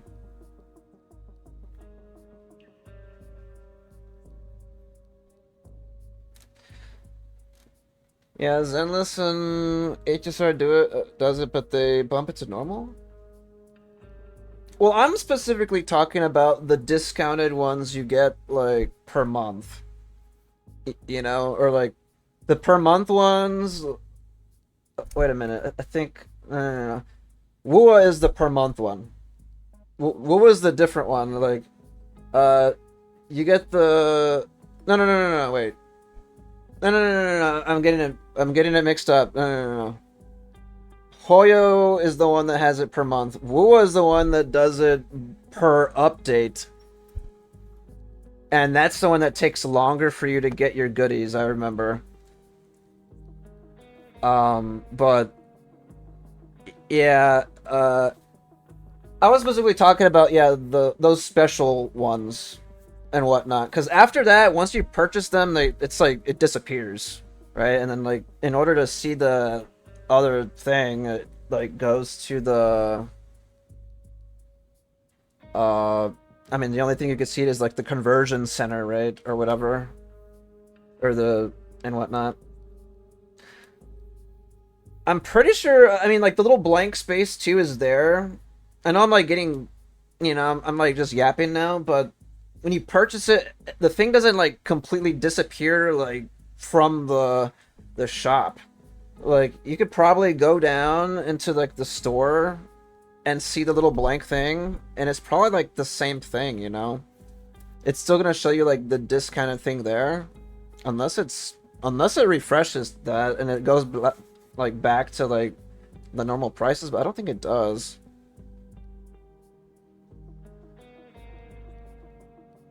I should have clarified about, doing it to the skins. Oh.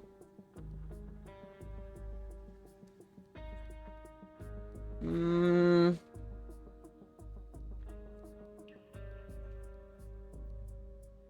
skins...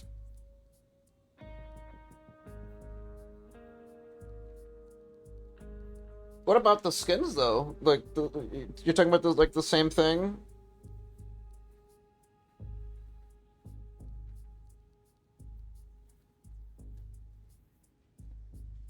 Oh, you're talking about, like, them rebalancing the prices for the skins?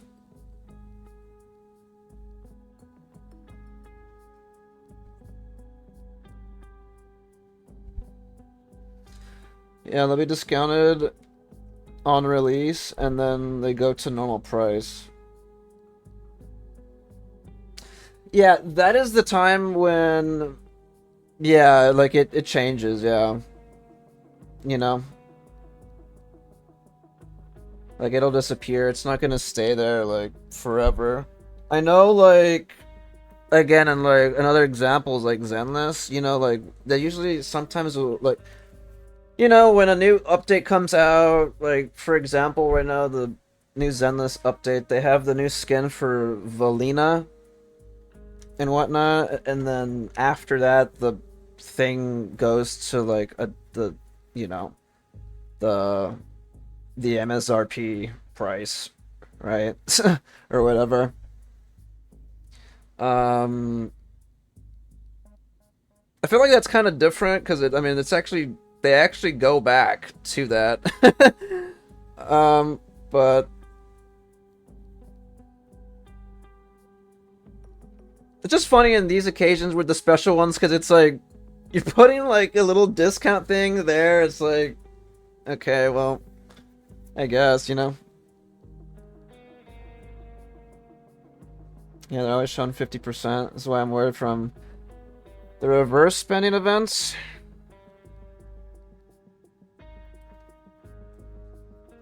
Yeah, I mean, a lot of games, not gonna lie, I mean, that is literally why you're seeing a lot of open world games now. A lot of them are getting influenced by...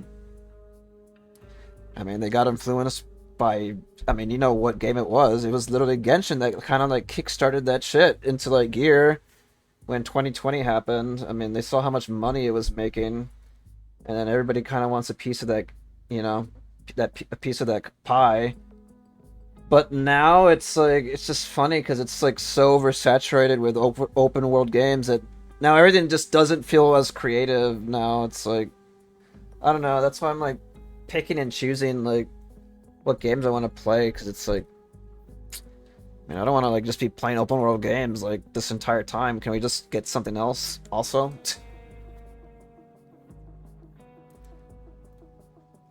Anyway, enough yapping. Let's continue the story. As you can see, this is the toy box's core. Core is contained within a metallic frame at its center.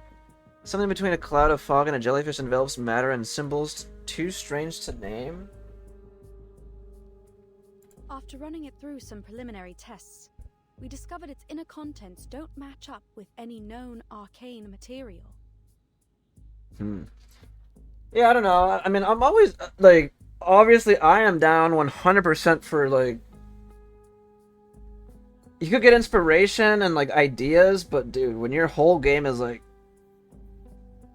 I don't know, kind of, like, I don't know, a lot of these games are just too similar, man. Feels like we've lost a bit of creativity in the direction we're going right now. Our next step would be to record and analyze its center. I want some nice, unique experiences, not copy pasta. Copy and paste. But there's a problem. The matter and symbols floating in the core seem to change their state every time. And that's why it's like, heck, even in like PGR, like when you like, I mean, PGR's always had like in-game ads, but I think it's become more prevalent, or like more.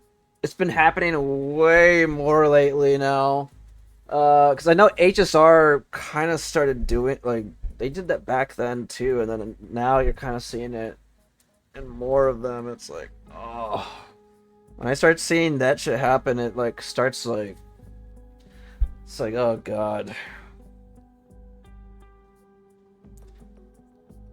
And again, like, I don't mind them borrowing, or like not borrowing, but getting ideas, but when you like take like the worst parts of the games, it's like, dude, it like, I don't know. Oh, when the interior shifts again, two forms slowly emerge from the fog. Are those gears? I think it looks more like the black and white grid of a crossword puzzle. Adler, your observation right now, the observation of a cryptographer with very distinct interests and inclinations. More forgiving at PGR because of last year.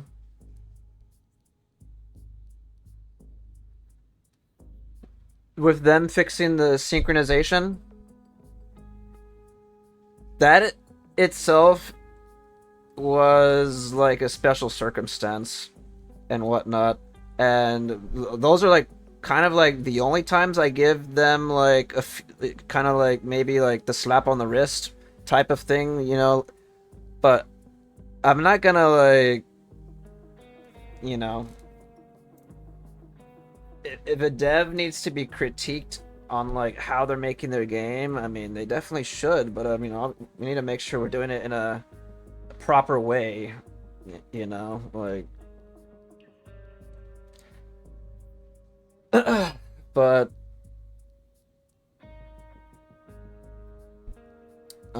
yeah, but when they do need to be critiqued, they definitely should. I mean, like, especially if they trying to like test their boundaries and to see like what they're trying to get away with and whatnot. It's like, you know, like, sometimes you just gotta let them know, like, obviously in a good way, that, you know, this isn't good, like, you know, like,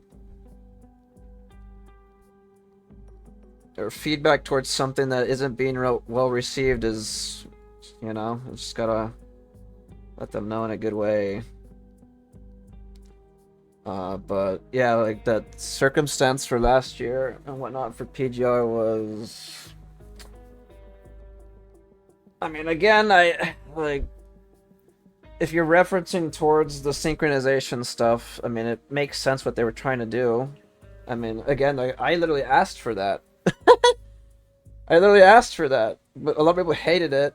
But it's like, I mean, in order to like do it, I feel like they did all the proper, you know, all the proper things they needed to do. I mean, they tried to like have all the rewards and everything like adjusted accordingly. Whether all the earned rewards, all the purchasable packs, just everything. I mean, they tried to do everything. I mean, but I think people were still like hating on it. I don't know. I think in that situation it was more forgiving and more benefit. It benefits you to be in that situation to be a low spender or free to play, actually, more than being a whale does. In that certain scenario, yeah, it actually hurt more to actually spend a lot. But I don't know, I mean, I don't know. But then that's why I brought up the stuff. I mean, I keep just yapping, but that is why I'm like, people were like complaining like, oh, they're gonna quit because like they can't whale like that every single update. It's like, I mean, do you have to whale that much? I mean, I don't want to like go down this rabbit hole type conversation, but it's like, no, you really don't, unless you're doing it specifically for content or whatnot, or like making something like for it, like, or have a reason to be spending that much. Then okay, but if you're not, then it's like, I mean, what are you doing it for? Just for like in-game leaderboards and whatnot, or like, you're trying to get higher scores, or just like, you know, what's your reasoning? And if it's, I feel like if it's not justified, I mean, then adjust your spending accordingly to the update too. But I don't think people wanted to do that. They wanted to like stick to their routine, and then they were threatening that, yeah, they're gonna quit. But again, at the end of the day, people are still playing the game and they're still there. It's like, okay, well,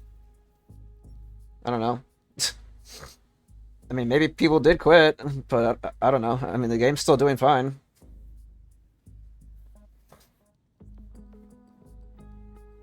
Okay, enough yapping. Back to the story again. Yeah, I just go down like an endless rabbit hole of talking if I just get on a certain subject, I guess. Your observation right now. Observation of the cryptographer with very distinct interests and inclinations. Has become a new influencing factor on the core. I understand. Under these circumstances, analyzing its contents is pointless. Precisely. But the problems don't stop there. Ulrich gestures toward the toy box on the table.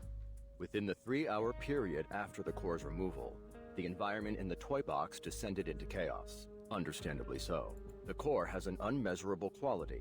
It stood to reason that the same quality extended to the toy box.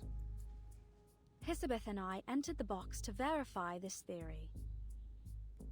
With its stabilizing core gone, the environment in the toy box has also become affected by its observers. In fact, we found the level of chaos is positively correlated to the number of observers.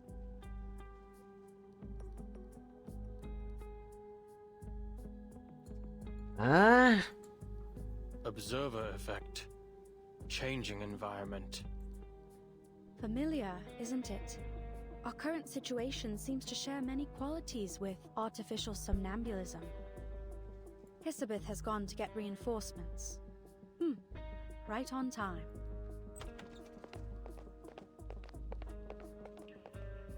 Justice Pointer has estimated Hisabeth leads Mesmer Jr. into the meeting room. Go on. Time's precious. Hisabeth steps back. Mesmer Jr. approaches the toy box. She leans over, peering down at the small, almost real world inside. Textbook zoo hypothesis. I'm sorry, but this isn't the same as artificial somnambulism. Sherlock Policy delivers her verdict. I don't come to this conclusion arbitrarily. I've been paying attention to your experiments on this toy box. Look. In your toy box, there's still a vending machine at the entrance to the Laplace laboratories. It's true, but out here, that vending machine was removed 2 days ago. Artificial somnambulism creates images based on subconscious memory. It's blurry and malleable. Even with our guidance, memories can still lie to you. That's why we use it primarily for psychotherapy, not simulations for experiments. It's likely this toy box is operating on a set formula, based on the environmental conditions that were initially loaded, making it unable to generate things not included in its original dataset. Although your observations have turned into a chaotic mess for the time being, it has no inherent ability to change to reflect the real world. That is to say, the data in the toy box is from a static point in the past. If you don't update it, the vending machine will stay. It's this lag in data that gives it stability. That's the best I can offer. No, your conclusion was very valuable. So it's clear, if we want to progress, there's only one way left. Return the core to the tower and let the toy box restabilize. Then reset it to stop this entropy and return it to its original state. You mean we regenerate the outer layer of the core to create a combination lock that can easily be analyzed?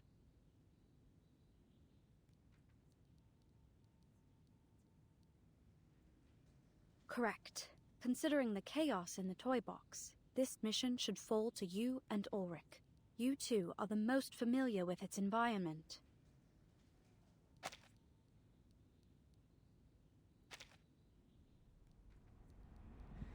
Okay. Perform any interaction to continue.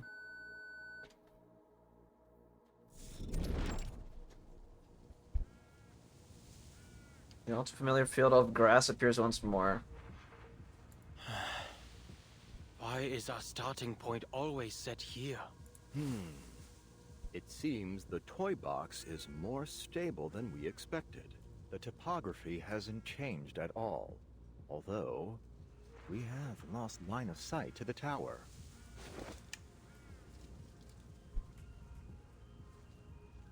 One up to the horizon, the tower spire, once faintly as visible, is now swallowed by heavy clouds. Don't worry. We've already located the tower. Through the device, Elizabeth's slightly distorted voice brings them their second piece of good news. Although there have been some slight changes, it still remains northeast of where you are. Just go ahead. We'll sync with your current position and route. Oh, but can we assume that syncing our data out here won't trigger the observer effect? Let's go. Remember, the core is safe inside the container. He shoulders the weight. Please record the time intervals between the toy box's environmental changes. Data's already been synced. Team researchers wordlessly move northeast. Seems they have both tacitly chosen silence as their safest option. Coral the communicator is the only thing making any sound. Enigma. Ulrich. The data is starting to fluctuate. The observer effect will most likely begin manifesting soon. Prepare yourselves. A fault. A bubble-like barrier drifts across the plain. Oh, this is like a development on the Rorschach test. I can hardly wait to see what scenes might appear.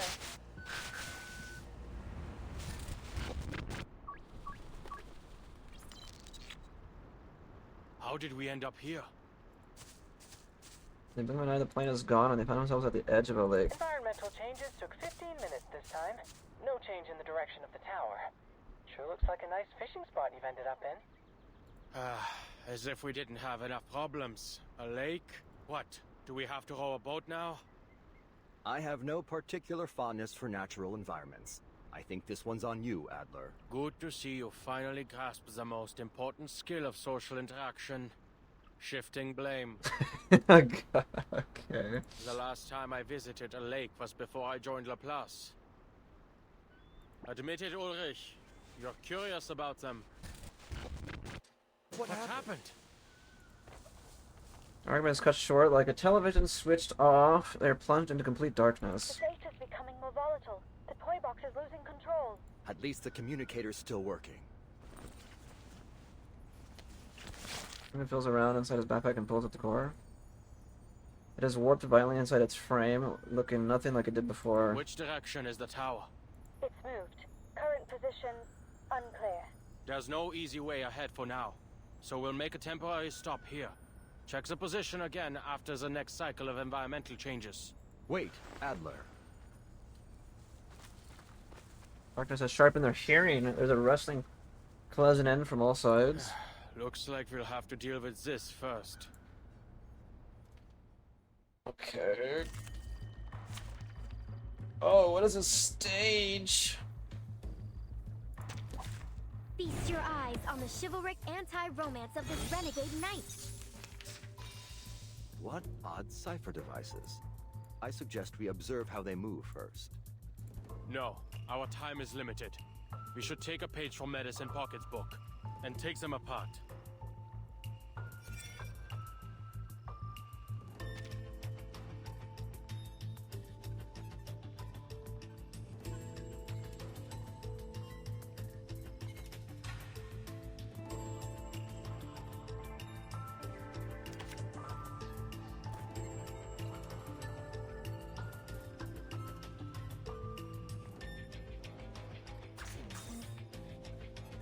Doom awaits within. The dead imprint. Stand firm against the tide of egotism.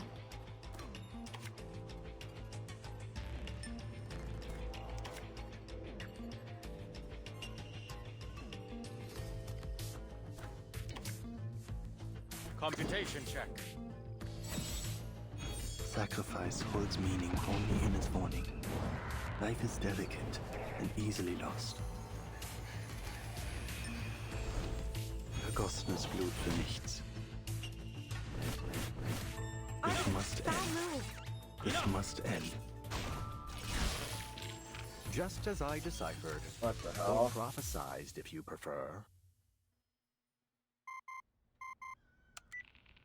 You two alright? We've got the data. The tower's new location, it's extremely close to your position. Wait, that's not right. It's on your position. Projector fast forwards again, tossing it into the next frame. Yes, we're under the tower. That certainly saved us some effort. If the toy box's environment is affected by its observer's thoughts, then did we arrive here so quickly because our goals completely aligned with one another? Silo, a wish granter and psychoanalysis machine all wrapped into one. This would work wonders for my survey on arcane skills. Right. Let's get the core into the tower and prepare our next steps.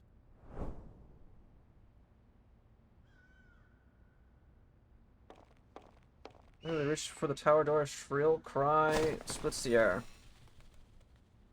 Raven swoops down from nowhere, snatching the container in its beak and flying into the distance. Ludwig? Why is he still here? Verdammt! X, can you follow Ludwig's trail?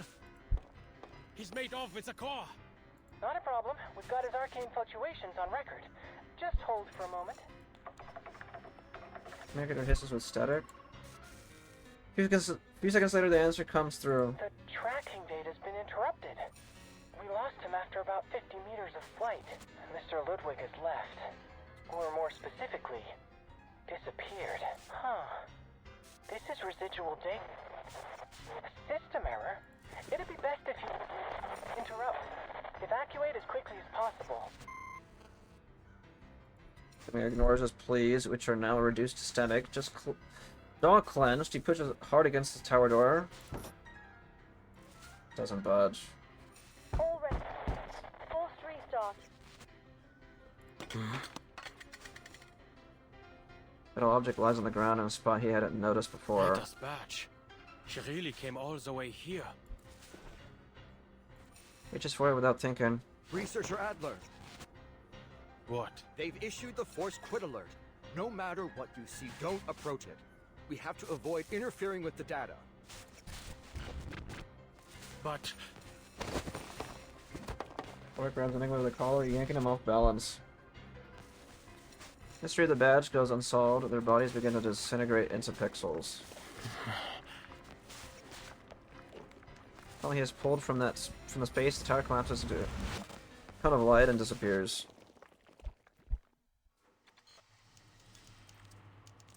Okay.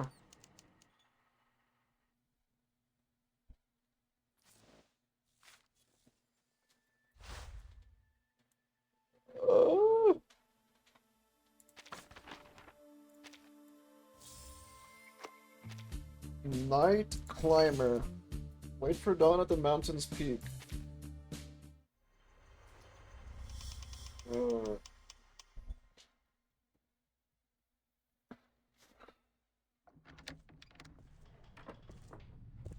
Going mountain climbing again? Where are you heading this time? Watzmann? Nebelhorn? Spain, actually. To the tallest peak in the Pyrenees, Aneto. You just finished a field mission. Shouldn't you take more than a day to recover? Now I can't unsee that he's built like Jotaro. I was only helping them establish an organizational system for the Arcanist database in Morocco, and I got plenty of sleep on the plane. What about you? Another late night of research by the looks of it? I've heard the people at Laplace are night owls too. You should fit right in with their schedule. The elevator has left Adler looking a little worn, but his eyes are as bright as ever. A genius's best thoughts always come at night. An overly poetic sentiment, to be sure. But I see it as a rational conclusion based on experience. Riddle shrugs. She has no intention of negative about it the way their parents do. Remember. I know. Mows the lawn. Noticing the silence, Greta slows her hand on the door again. You look like you still have something to say. This month, it is setting up an Arcanist registry. Last month, it was mediating an Arcanist dispute, cleaning up after the Foundation's mess. I don't think we need more examples. Greta, you're working like Mama sweeping the damn dust behind the door. She sweeps and sweeps, day after day, year after year, to abate a problem that could be solved by simply closing the window. I know you aren't happy with always having to pick up after her in secret, but you shouldn't let Mama know that. But tell me, Bruderherz, do you think we should close the window forever? No, what I meant was... Greta waves her hand. I never did properly tell you why I joined the Foundation. You're right. Field investigator work is as you say. But there are complicated procedures to follow. The actual situations are so simple, it hardly takes a genius to figure them out. Most of the difficulty comes from dealing with officials. It's entirely up to them whether they drop the red tape and empty rhetoric or raise their walls higher. And from a utilitarian standpoint, it's not a rational choice. After all, the promotion prospects are very limited. Then why do you insist on doing it? Some confusion in his voice means this won't be a brief chat. She glances at the clock on the wall, hesitates, then shifts the weight of her backpack. Adler, have you heard of Mount Godwin Austen? They call it K2. The second highest mountain, after Mount Everest. That's right. I like the name K2. Just a letter and a number. It's direct, bare, concise, unembellished. It perfectly captures the image of a brutal peak. That mountain has a higher death rate among climbers than that of the world's highest peak. Once you choose to climb it, you've already put your life in the harsh hands of nature. Even among mountaineering clubs, amidst the praise for your determination, I trust the majority of people would still exclaim, "Do you have a death wish?" I don't follow. The view from the peak of K2. It's different from yours, from the University of Göttingen, or from any other place in the world. That's what those people with a death wish are trying to obtain. Of course, most Foundation field investigators don't face such extreme conditions. I don't understand Arcanum. I don't understand the Arcanists it creates either. But these things are deeply rooted in our world. The Foundation is a great fulcrum, a window, a place to observe, and to participate. Even if I wanted to, there's no avoiding dealing with all kinds of Arcanists and Arcanum. They hide, tucked away among the many interwoven branches of bureaucracy. This is a view gained only by joining the Foundation. Each Arcanist becomes a new case study, because no matter how bizarre the phenomenon, once it is systematically documented and analyzed, it always falls into a chain of logic. Adler, why are you looking for a unified theory? To make the world concise, summarizable. It must be noble and reliable to be suitable for life. Do you think society can also have such a theory? Something that can integrate all this disordered, chaotic fragmentation and allow Arcanists and Arcanum to find a place among rationality?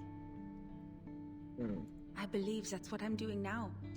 I see these endless missions as brute force exhaustive research, like foolishly trying to count every grain of sand on a beach. Once complete, it will give a full view of both humans and Arcanists, founded in rationality and worthy of trust.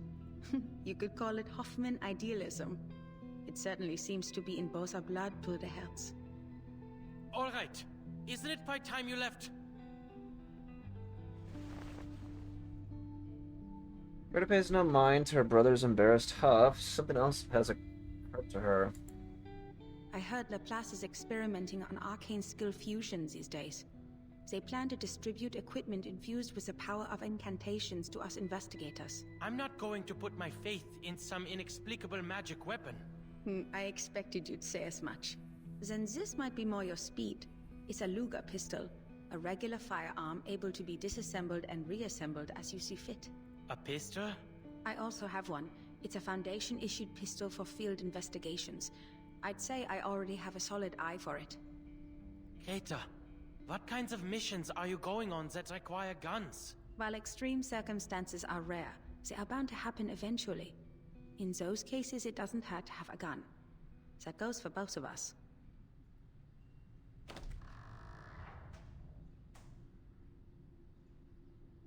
Those are pack on their shoulders. The half-open door swings wide. Swings wide in the morning. Sunlight spills over. She looks ready to dissolve into it. Heading out now. Greta, wait. Time waits for no one, Bruderherz. I have to go eventually. For every mountain in the world, there will always be someone who seeks to climb it. That was fucking loud. I also... Greta! Greta! Greta!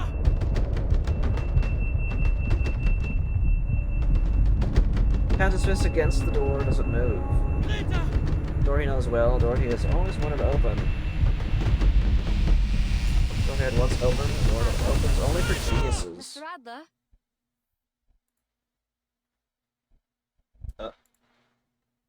Snaps back to reality. Stares at his colleagues in the Laplace meeting room, bore into him. You've been out of sorts during our recent meetings, Adler.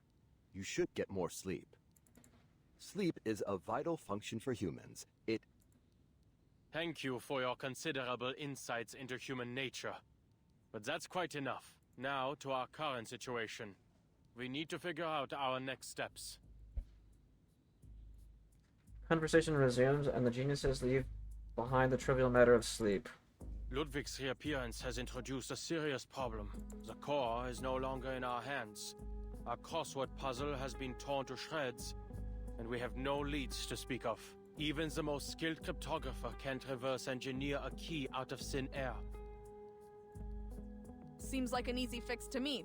I say we take apart the toy box. Ludwig and the core are both in there, right? So take it apart. Let all its elements reset to their original states individually, then it'll be a breeze to analyze. That's too reckless, Researcher Medicine Pocket. Dismantling the toy box might cause significant data loss. or possibly even destroy the toy box itself. Then we'll be without any research subject at all. Well, sitting here overthinking everything isn't gonna produce any results either. Just reset it. We can continue with our original plan. Enigma cuts in, stopping the argument before it starts. The toy box remains unstable. If we reset it in its current condition, there's no telling whether we'll return everything to its original state, or just cause even more chaos. Ludwig's signal is still near the tower. We'd better come to a decision before he leaves. No more hesitating. There's no use in waiting. Plus, since the data is restored after each reset of the toy box, we can start by assuming that the mishap with Ludwig has been fixed. We start with a hypothesis. Then we test it.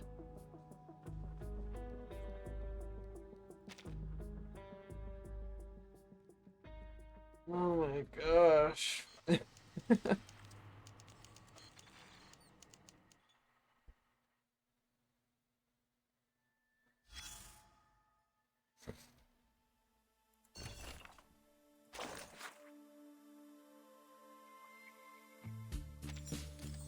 Looping Pangram. Let me wash my hands.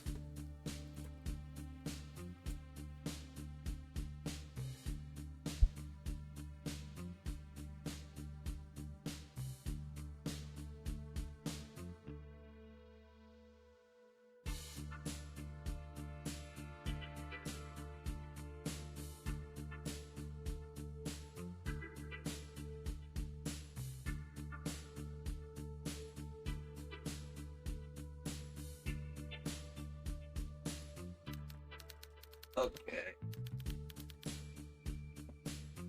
Run ads. I could run a minute.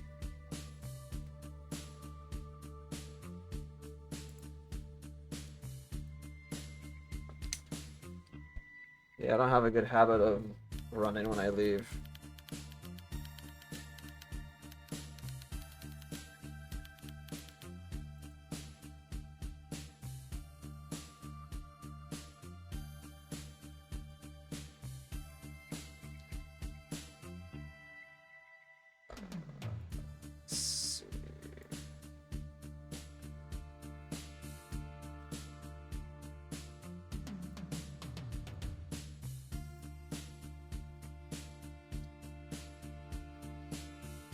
The Looping Pangram. As the storyteller whispers, a soft shadow falls on the living and the dead. Let's see.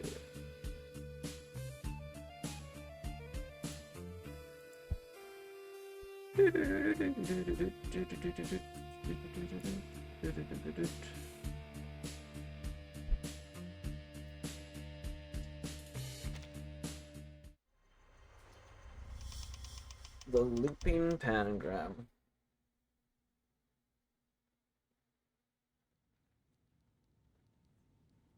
After this reset, we need to limit the changes inside the toy box as much as possible.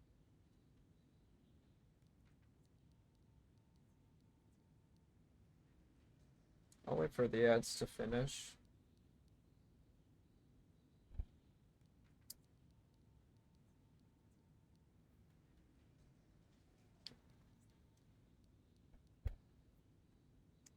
I mean, I think they finished.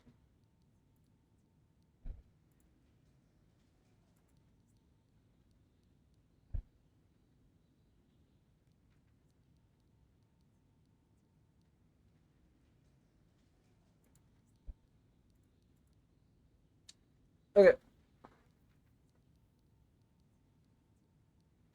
That is a reset. We need to limit the changes inside the toy box as much as possible. That is to say, the fewer the people who enter the toy box, the better. It's best we only send one person. I'll do you one better. Don't send anyone in and blow it to Kingdom Come. Okay, well... Research your medicine pocket. There's a bucket, rolls her eyes and keeps talking, unfazed by the warning in Ulrich's tone. Great! a brand new toy box, and a brand new chance to fail. Consistently reproducing failed results follows the scientific method too, right? Seriously, none of us even knows what's in there, and you're saying we should send a single person in alone? You're totally fine with that, huh? Leaving all those insane pieces and that psycho Raven for some unlucky bastard to deal with?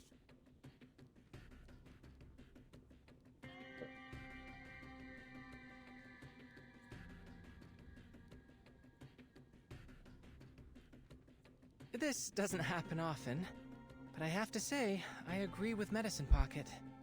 Whoever decides to enter will be risking their own safety. Medicine Pocket rolls her eyes again. X and Ulrich have clearly missed the point. Ugh, what I was saying is that we shouldn't be wasting our brain power on this thing. We also need to consider the pieces. They may just be data to us, but to them, this is their entire world. We must avoid destroying it if we can. Oh my dear Ulrich, I'm moved to pieces. If only the real Storm shared your glowing sense of humanitarianism. Pardon, can I interrupt for a second? Elizabeth knocks on the table. I have good news. I've tested the communicator's durability. Dang, when are they going to add Pointer as a playable character then, huh? All of them are playable.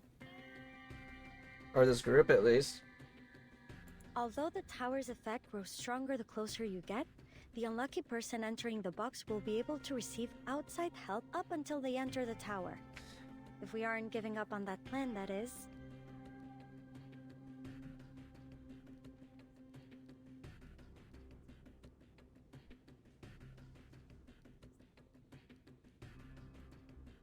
That's great! But assigning 100 people to wash test tubes in a lab isn't gonna make the research go any faster. That's all that communicator's gonna give.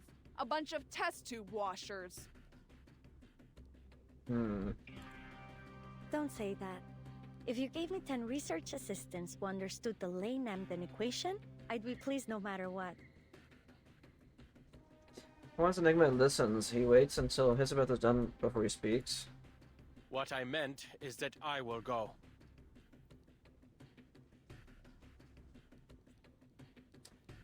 Yeah, there are only 4 named NPCs that are not playable. You're a human, Adler. And at the end of the day, that toy box runs an Arcanum. Thank you for the reminder, Bottlebrain. Nimga's tone is polite, but its expression is grim.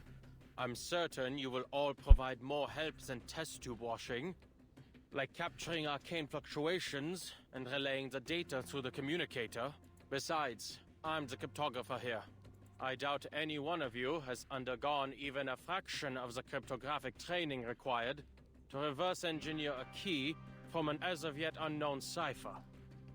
Well, I certainly haven't, but I believe I understand now. You think Ulrich has a point too? Humanitarian care, no? Where on earth did you get that impression? Turns away, but his darkening expression doesn't escape Elizabeth's notice. Alright. You're right. You didn't say that. She shrugs and clears the way for Enigma.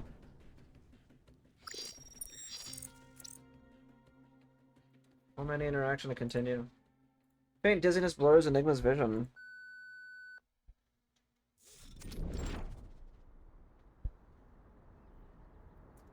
Everything has changed. Frowning, Enigma pats his wet coat, sending little streams down into the moonlit water below. Assuming that is indeed moonlight and water. Whoa! Look at that ball of light in the sky. Huh! I'm starting to like this place. I'm afraid that's this toy box's version of the moon.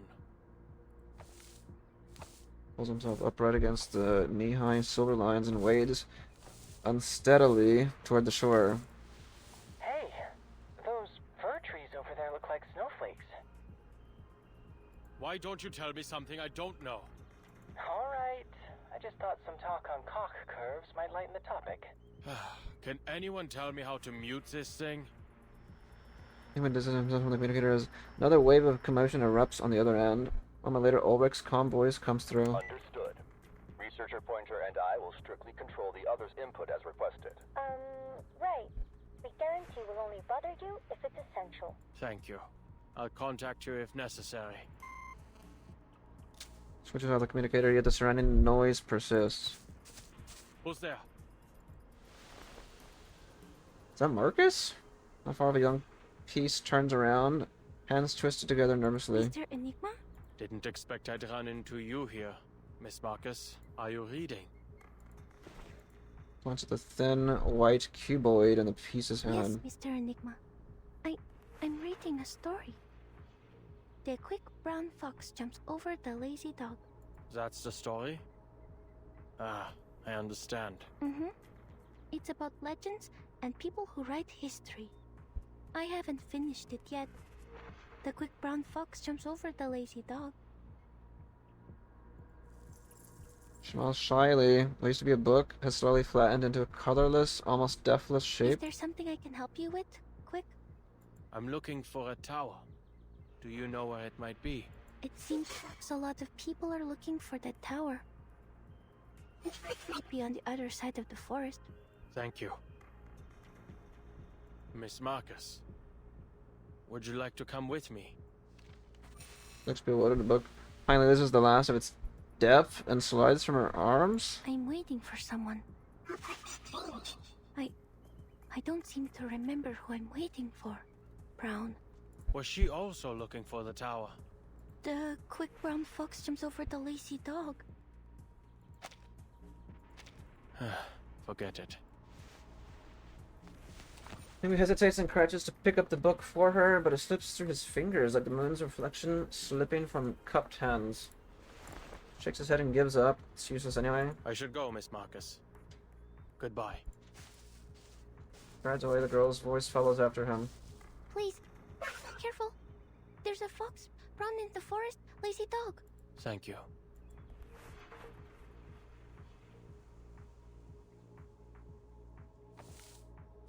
On the piece's direction, Enigma squinted in the distance. The white tower's spire rises above a sea of treetops. How wonderfully eye-catching.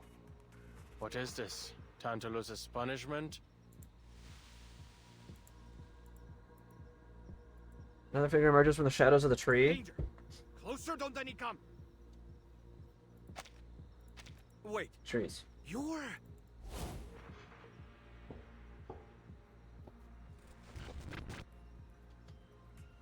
How's this researcher? The toy box is pulling from his buried memories.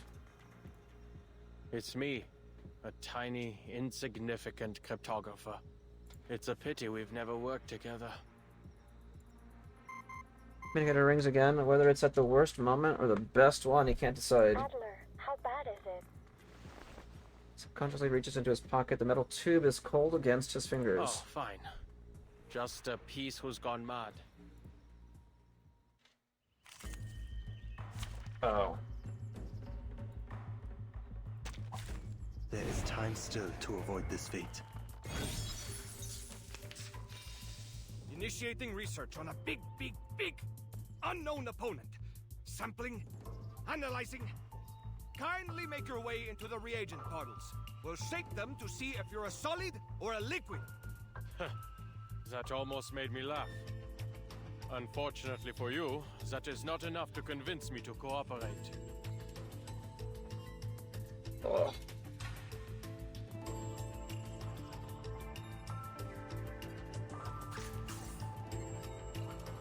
The dead in Riddle awaits within.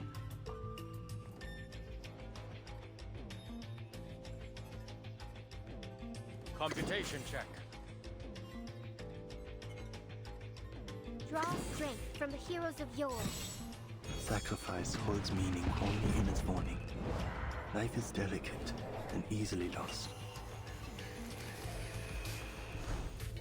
Cherish life.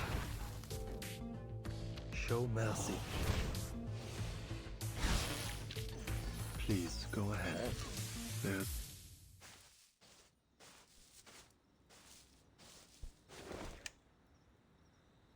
Then he looks up at the tower for what feels like the 1000th time. It's faintly glowing. Raises the communicator. We have a problem. Even after all this walking, I haven't gotten any closer to the Tower of Babel. If anything, it appears to be going farther and farther away.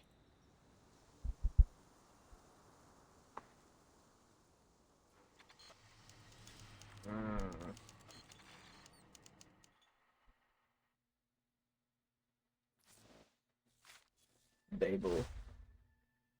That familiar bitterness. Ugh.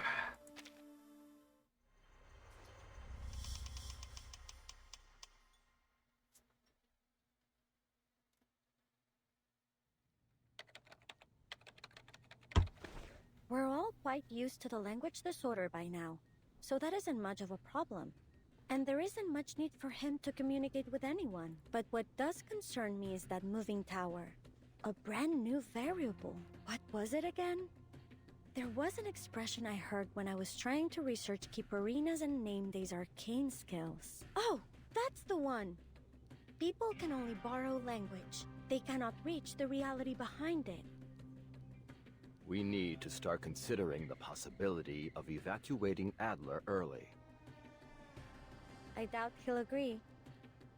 Then prepare to evacuate him by force, if necessary. From what we've seen so far, the situation is far worse than predicted. Not only has the language disorder encompassed the whole toy box, but it's starting to leak out of it too.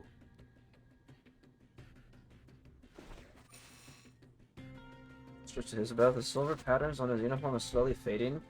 He examines him carefully and reaches a quick conclusion. Oh, you're right. You have been standing closest to the box. Exchanges a look with Ulrich and picks up the communicator.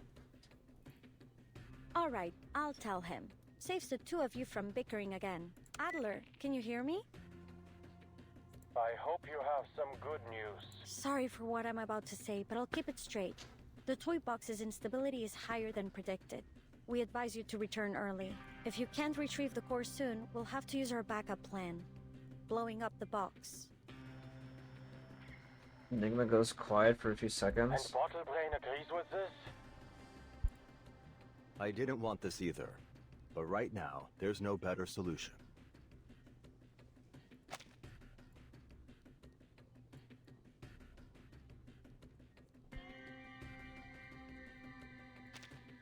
Ulrich, what are you saying? Ulrich, what are you saying? The disorder is spreading to Laplace again.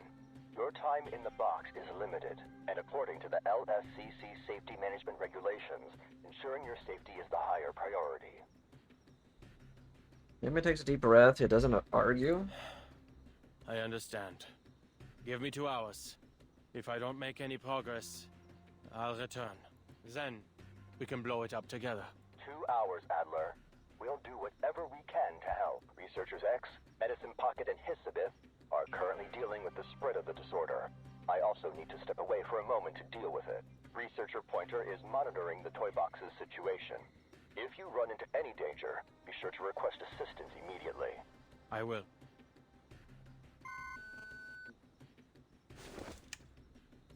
Let's begin at the White Spire, seemingly within reach, yet forever beyond it.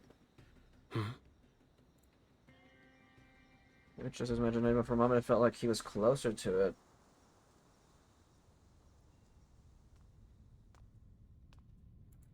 Journey that follows is too quiet, almost dull. The only thing anyone can do is note the changes in the surrounding scenery.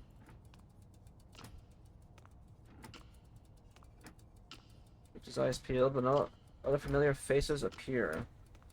Till heated argument, even from Laplace's standards, breaks out ahead.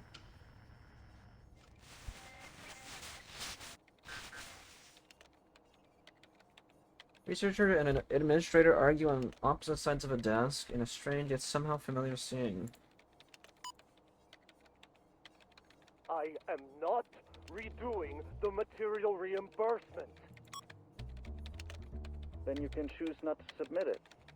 But I must remind you that the reimbursement deadline is this Friday.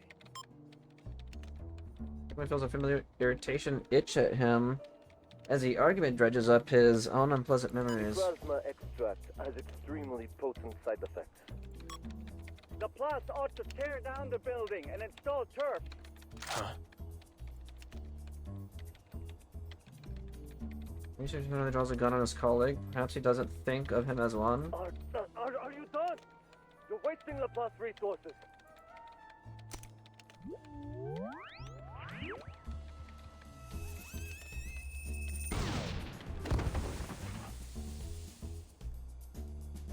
Bang, the cyberman drops to the ground and Enigma isn't sure whether he should step forward or do something. Liberation for all the critters in the canteen! Before we can decide, a pack of critters pours out from behind this researcher. Peace and lunges at him.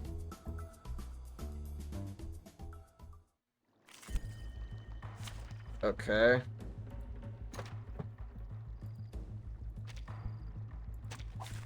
Feast your eyes on the chivalric anti-romance of this renegade knight. After I leave, I need to supervise X's experiments on critters more closely. I don't want to deal with this kind of thing on the outside too.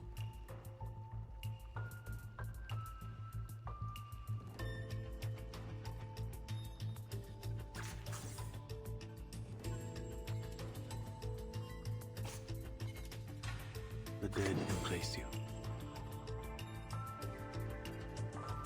Are you doing more emails after this? I am finishing the story and then I'm immediately calling it. I am not doing anything else after this, actually.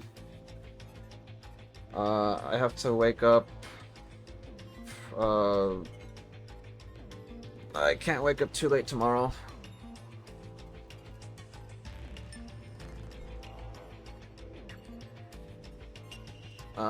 Tomorrow night, though, I might be doing... I need to see what I'm gonna do next. I need to see what I do next stream. A lot of stuff is gonna start coming up. New NTE update. I already did Mormons before this, but I do need to waste my energy and whatnot. But again, I'm not just gonna do all that offline and whatnot. Doom awaits within. Stand firm against the tide of egotism. Valid data.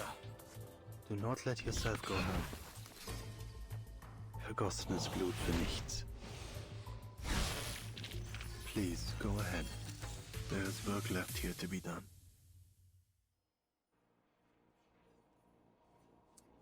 I did summon on Mormons last night. I got the weapon for the new character, or the wheel, so I'm happy with that. Now I can start saving again. Stopping them isn't difficult. After so many explorations, Enigma has grown used to it. I actually finished the new deep dive as well. Or like sped run through it. I didn't like read it. I just completed it. So yeah. Communicator's ring interrupts his mulling over the sudden change. We're back. This time the disorder's symptoms are visual, nothing too serious. It's a shame you can't see us right now, gathered around the toy box with symbols floating around our heads. Enigma pictures and I can't help but rub his temples. What's the situation? Nothing much to report. So, a piece just did something I'm sure we've all wanted to. He applied for a massive amount of funds? No. He killed the administrator who asked him to resubmit his invoice. Then led a dozen critters in an attempted uprising.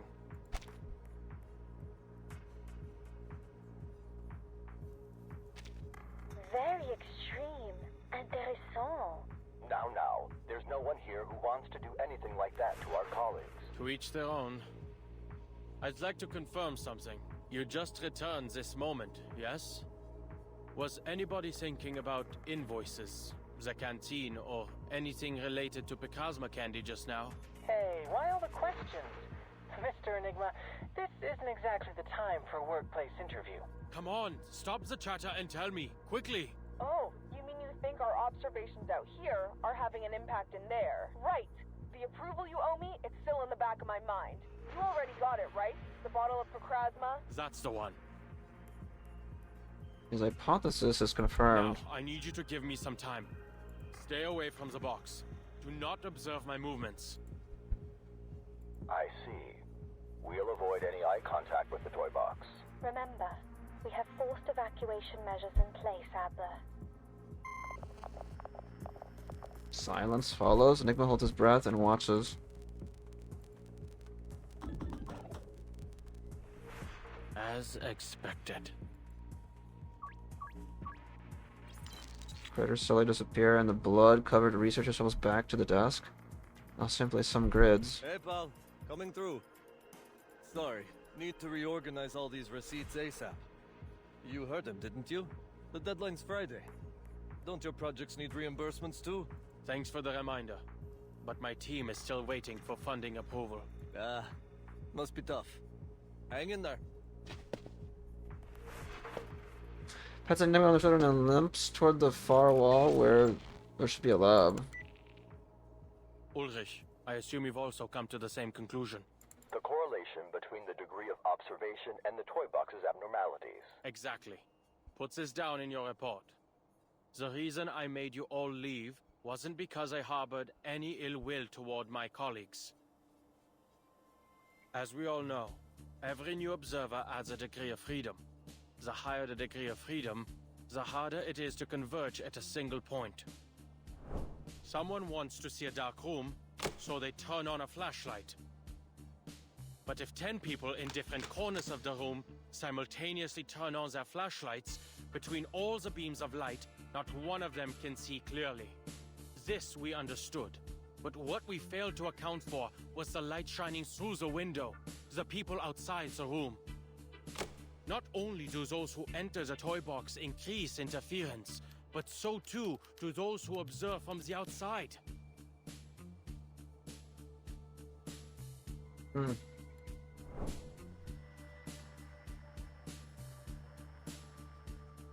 astonishing conclusion, Adler. Communicator goes silent. Clearly, all work is stinking fast. Do you think 2 hours of basic cryptography training would be enough for one of our colleagues to enter the box and take your place? No need to complicate things. We can cut off communications now. What did you say? Turn off the flashlight, and the room will return to its original appearance. Every flashlight, including my own. Let me remind you again. You're not an arcanist. You can't detect the arcane fluctuations in the toy box on your own. Yes, I can. Although the effects won't last for long. Pops open the metal tube in his pocket. I still have faith in science, even in an era where rain falls in reverse. It's reliable by nature. Shit. Systematic, comprehensive, replicable. As for Arcanum, I may as well make the most of it while it's mine to use. Thankfully, its basic applications don't require deep understanding. I'll ensure my own safety. Response follows from the other end of the communicator. As the candies drop in Enigma's palm, the reply finally comes. Of course. You're an exceptional researcher, and our greatest cryptographer. You still have 30 minutes, plus the 2 additional hours we've approved. Best of luck. See you soon, Adler. See you soon, Ulrich. Nods and hangs up. He's on his own now. Enigma draws a deep breath and closes his eyes. Not to observe, but to sense.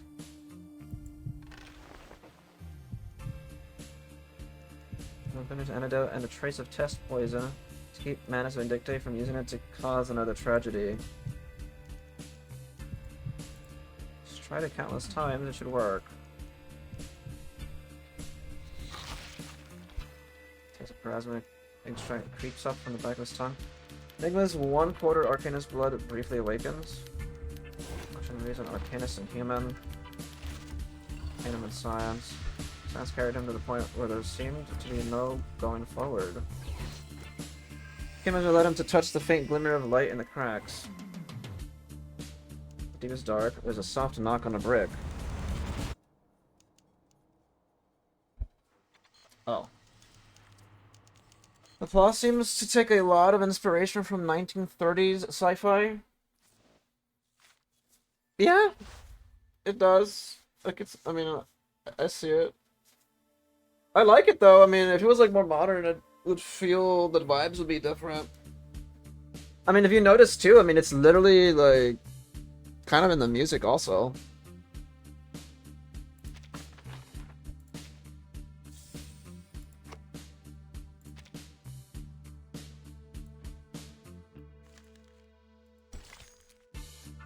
Open Sesame. Universal incantation and a useless defense.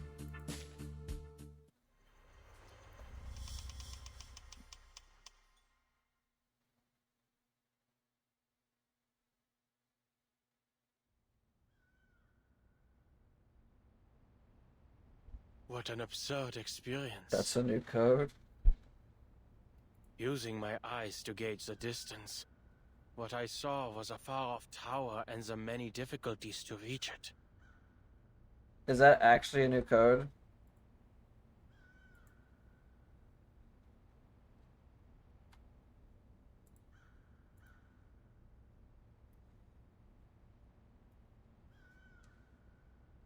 Using my eyes to gauge the distance. What I saw was a far-off tower and the many difficulties to reach it. That, I realize now, was another result of my observation.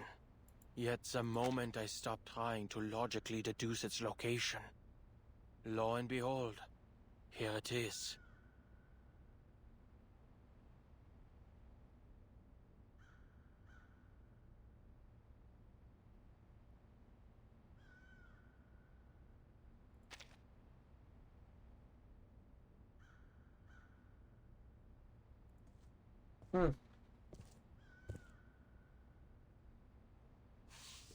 Shows the white wall before him as if to confirm it's really there. If arcanists truly live in a world of such unpredictability as this, it's little wonder many think they have mental problems. Alright, since everything's been reset, that thieving raven will likely reappear at the tower, with his shiny contraband in tow. The only problem is getting inside. Where a door should be, there's only a wall.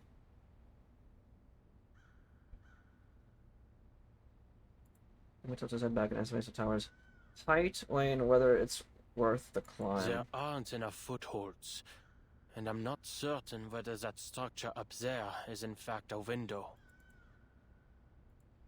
He pauses and lowers his voice. Open Sesame. The wall doesn't answer, nor does it mock him for trying. Arcanists can't just make up incantations, it seems. I thought as much. Surely, I don't have to delve into my imagination. Closes his eyes, still facing the stubborn wall. Arcane skills. Arcane skills. How on earth do they figure out these things? I should have asked for a copy of a basic guide to using Arcanum before cutting off communications. Never mind. The principles ought to be about the same. Focus your mind and let the intensity of your thoughts bore a hole in the wall. Not hoping to turn your thoughts into a sledgehammer, are you? His eyes snap open, the unchanging darkness is gone. Follows the sound upward, the raven glides down for a smooth landing. I never expected the ever-logical Adler would have such a wild imagination. Enough wasting time. Hand it over. You didn't make all that effort making your way here simply to rob me, did you? Seems Laplace hasn't been so busy these days. As you can see, your instincts have interfered with our work. If you enjoy collecting shiny things so much, I'll give you this communicator. Take it, or any other thing you want. Empirische Urteile. Überhebliche Spekulationen. Ja, so denkst du. Und genau deshalb wirst du den Nutzern arkaner Fähigkeiten niemals begreifen. That's irrelevant. Has the simulation been upgraded? Or are you being affected by corrupted data? Alrighty, brother. Nighty-night. The others haven't shared much personal information on Ludwig. Are you German?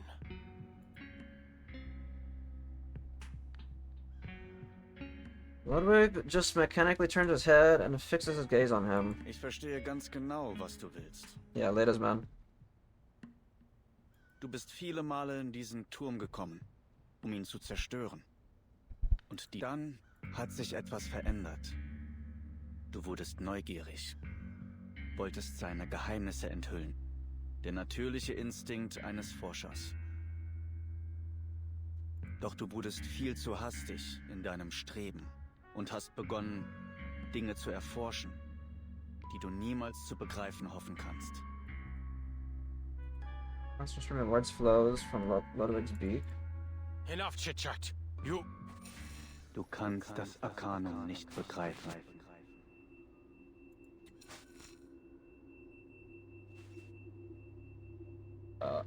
Stop! I understand the source of his discomfort. Never sensed arcane fluctuations before, not until now.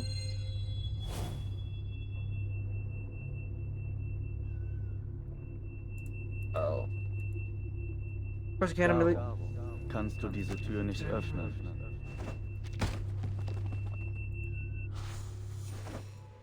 Nima grabs the communicator and throws it at the raven, who effortlessly dodges with the flap of its wings.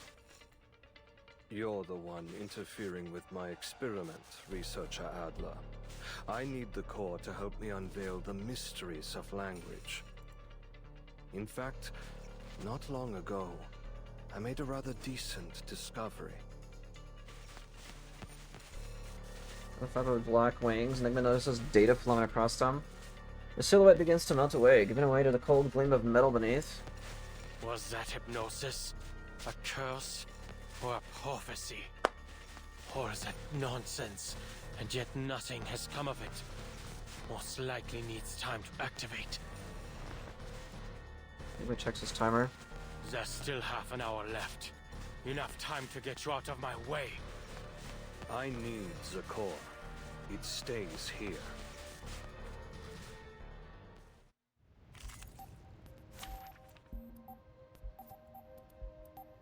Balanced mode. There is time still to avoid this fate. What the hell?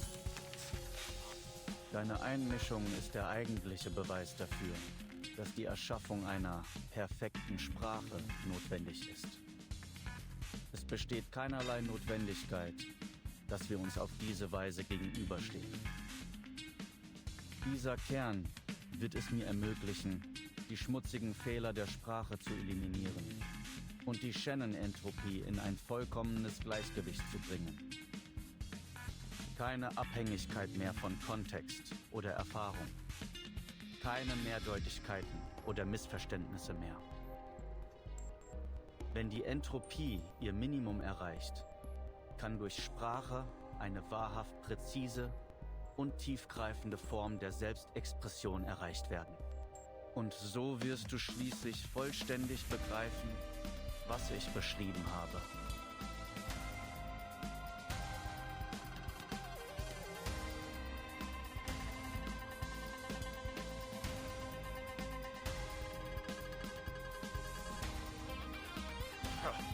If you just surrender the core, there would be no reason to fight.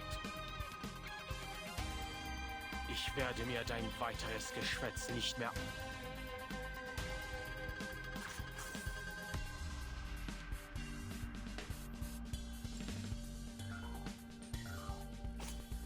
Doom awaits within. The dead embrace you. Doom awaits within.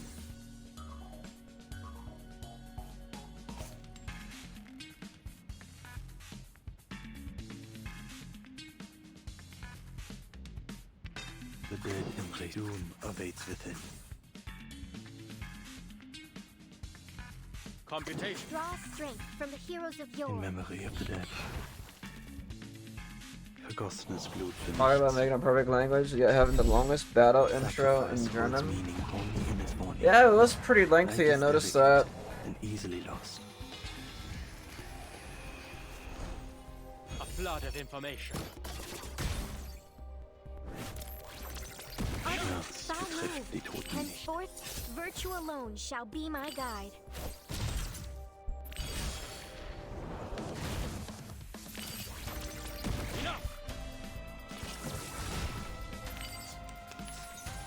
Am Ende bist du nichts weiter als ein weiteres Datensegment. Unfähig, dich an diesem Ort der Entropie zu erhalten. Die Konsequenzen kollidierender Daten. Ich sollte besser einige stabile Datenübertragungskanäle einrichten. Zum Glück habe ich noch etwas Zeit.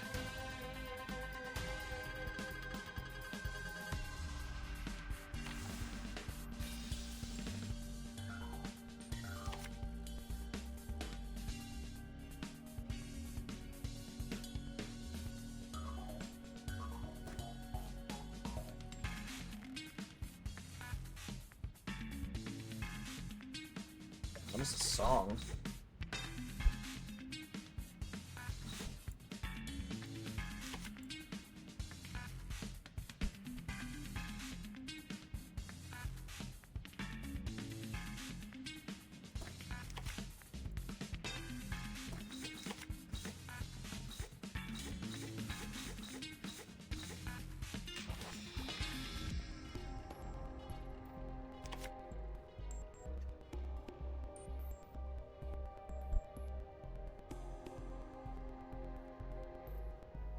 Calculating.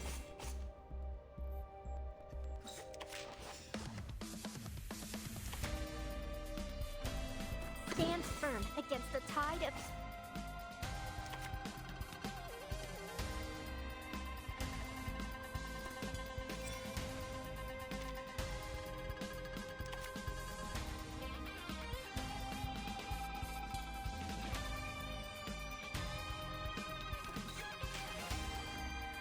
Draw strength from the heroes of yore. Just across. Ahora solo tengo un único... There is no end to this misery. I pledge my loyalty to you and my folly. Just as I deciphered, or prophesized if you prefer.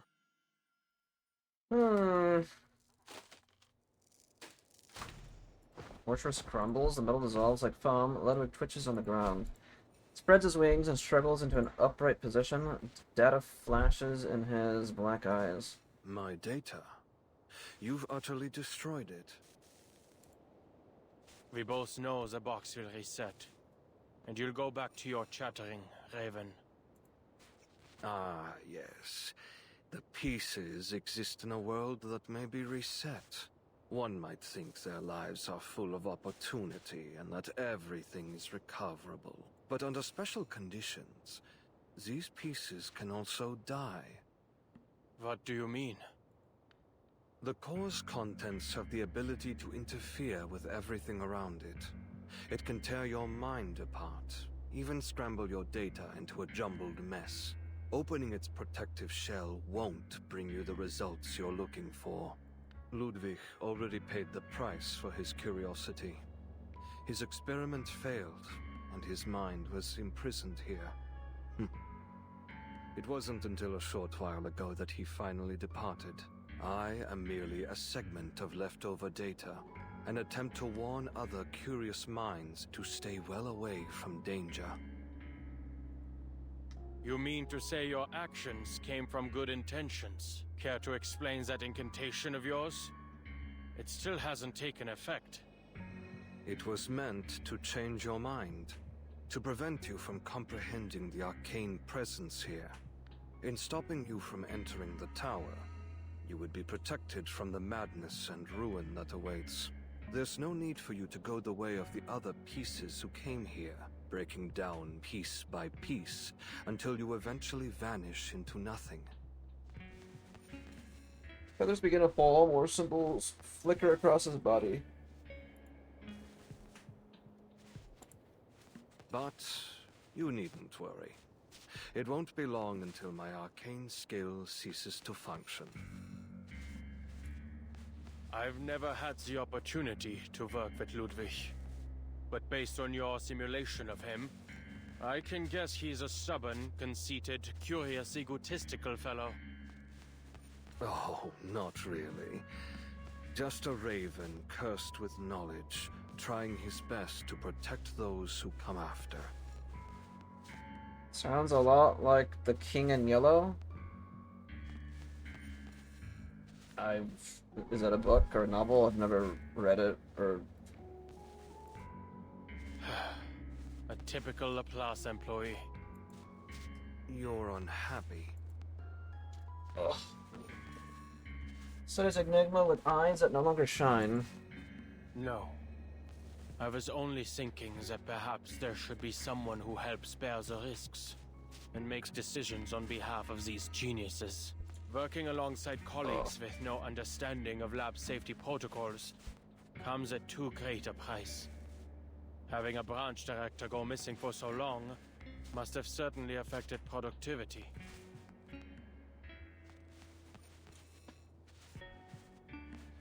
Ludwig catches anger in his words and the trace of grief beneath it.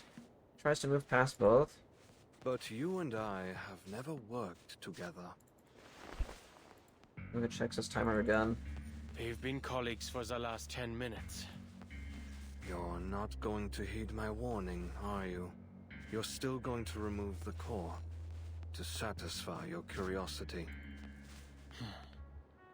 I am going to take it. Because I want Laplace to remain a place for people like you. Someone has to do something. What a coincidence. Some of the previous pieces who came here said a similar thing. Their data was also destroyed. Unless new data is uploaded, they'll never appear in the box again. I'm not entirely sure what to call it. I hope you'll forgive me for presuming it as death, which, I believe, is precisely what I'm experiencing now. Farewell, my colleague. I wish you all the best. Damn. Ludwig vanishes into the air, and on the wall behind where he had stood, a door appears. Farewell. Enigma approaches the door.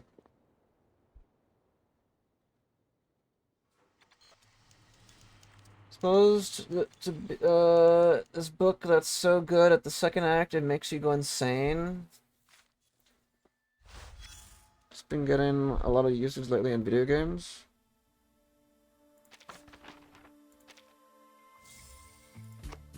It's supposed to make you go insane, huh?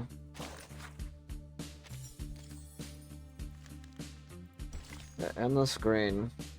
One among countless in the world, one that belongs only to your memory.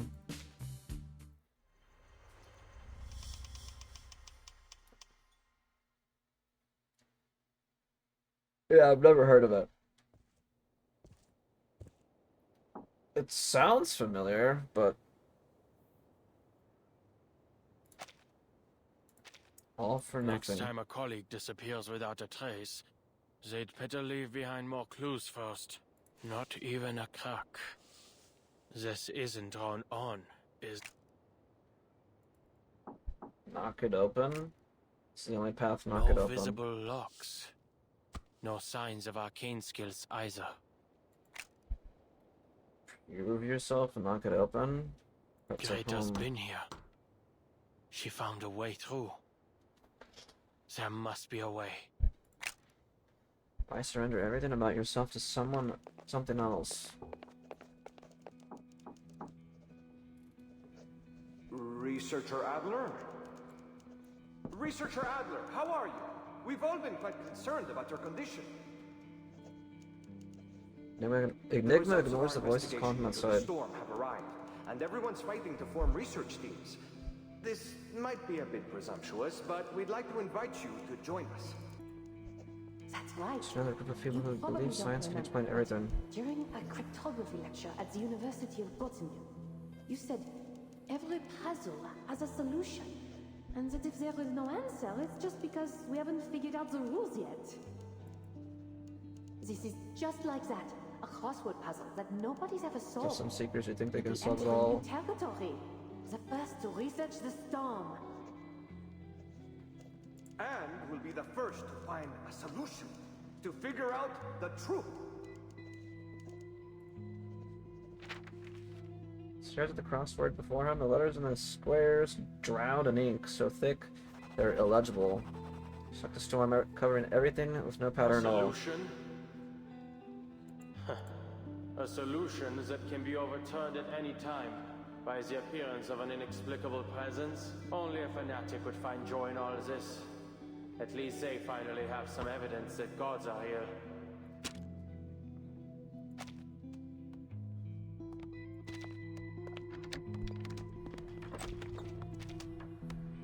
I hear they've given you a nickname, Bruderherz. Enigma. You must admit your colleagues have quite a sense of humor. And taste, if you ask me.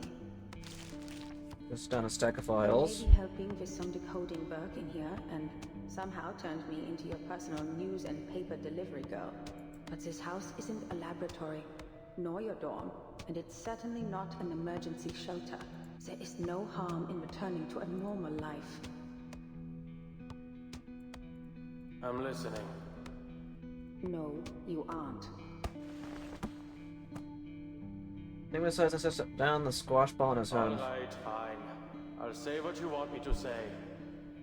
How's the situation outside, Crater? Everyone must be very busy. They've given up on sending smart robots to my door, and they haven't asked me to join their various research teams for quite some time. Has the Storm research had any new breakthroughs? Is everyone in high spirits? Busy coming up with great ideas? It's quiet for a moment, then shakes her head slightly. Another storm hit. It was sudden. I heard there were researchers gathering data outside. They didn't make it back in time. The situation as a foundation isn't much better. Must slam his fist on the table. Instead, he just pushes the papers aside, exhausted. Is that so? I see.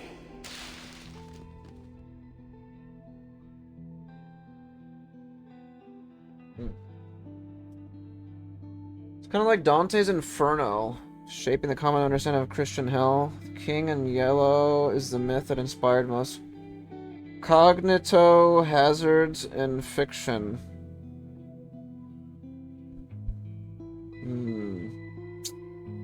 Interesting. Digital horror before the internet. How old's the book?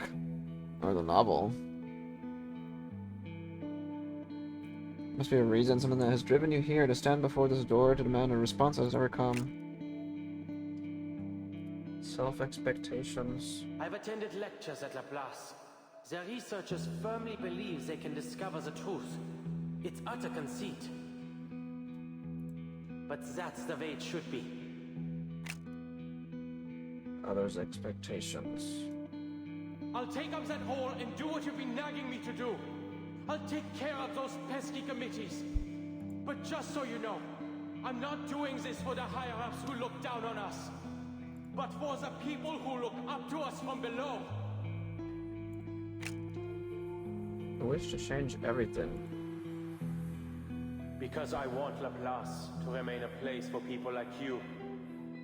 Someone has to do something.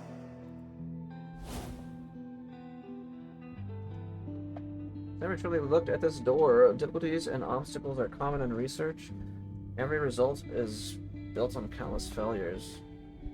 The first time he takes a few steps back to get a clear look at this old enemy. The one he has been wrestling with for as long as he can remember. I should have done this a long time ago. No. No need to speculate on how the past could have gone. There's an excellent opportunity. Right here and now.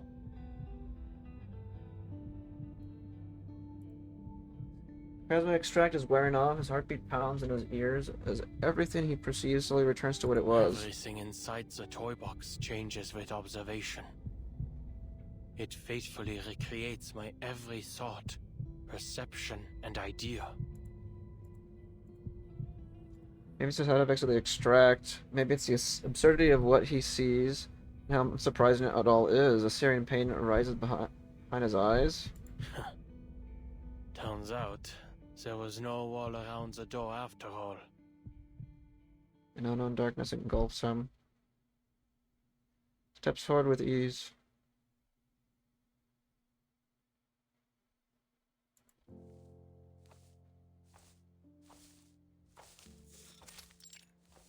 Toy box? Place where his toy box journey began. Is this the Microsoft or the window? What the Windows background? What the hell? Your journey began at this field. He recognizes the feeling of the grass the grass beneath his boots. Back where I started. Not bad. Firing the blades, he makes his way toward the center. Poe rests there in the grass, waiting for the next stubborn seeker to pick it up. The core can read one's thoughts and make the toy box manifest whatever one desires most. I wanted to create a language without limits, a language everyone could understand and use. And so, it rebuilds the Tower of Babel for me. It is far too powerful. If you take it, you'll be engulfed by it.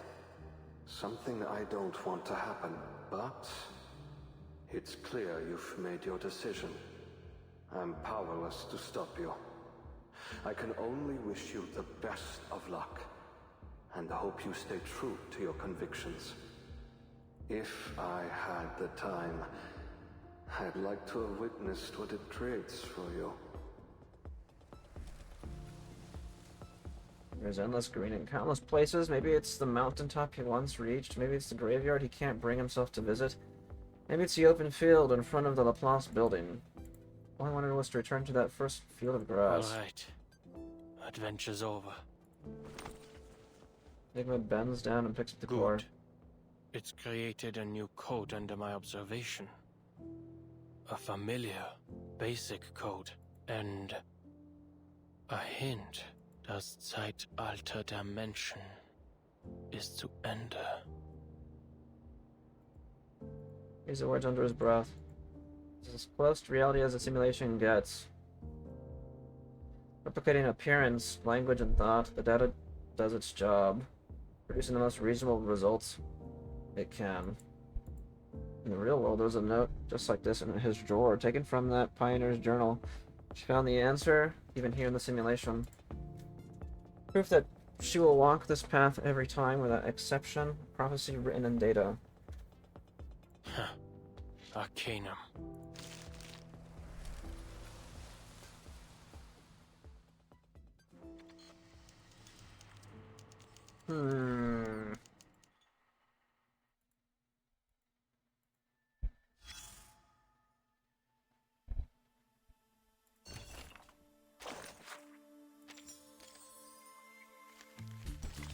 Fellow traveler, to continue to walk the path of progress.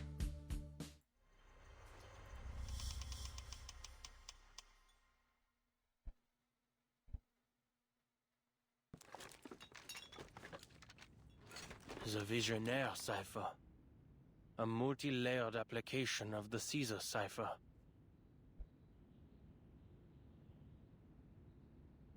In this scenario, using Kaczynski's test to reverse engineer the key from known ciphertext is the most suitable approach. Usually, the key isn't particularly long. It was most likely repeated to generate this ciphertext. Simply find the repeating character sequences and use the distance between them to infer the key's length. It must be a multiple. He's worked on something like this in a long time. Simple puzzle, simple enough that he once walked his family through it as a clever little trick. Where did I put that German letter frequency table? First, calculate the index of coincidence. Then, try each possible key combination in order. Laplace's computers must operate at remarkably high speeds. All that remains, then, is to pick out the plaintext with the most meaning. Done. Takes up And to advice. think this is the answer generated from my observation, I'd expected it to be something far more mundane, like squash or answer. Enter the correct letters into the core.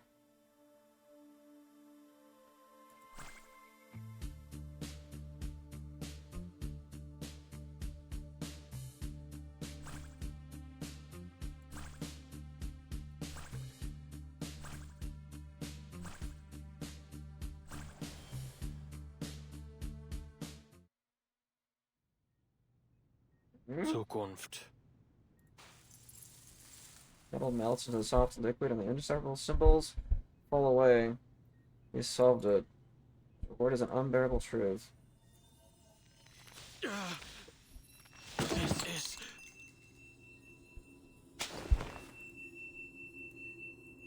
No longer see the arcane glow, yet the burning behind his eyes returns all the same. His vision blurs, his arms begin to tremble. Then around him collapses inward like a crushed cardboard box. These intense arcane fluctuations. I've seen them before.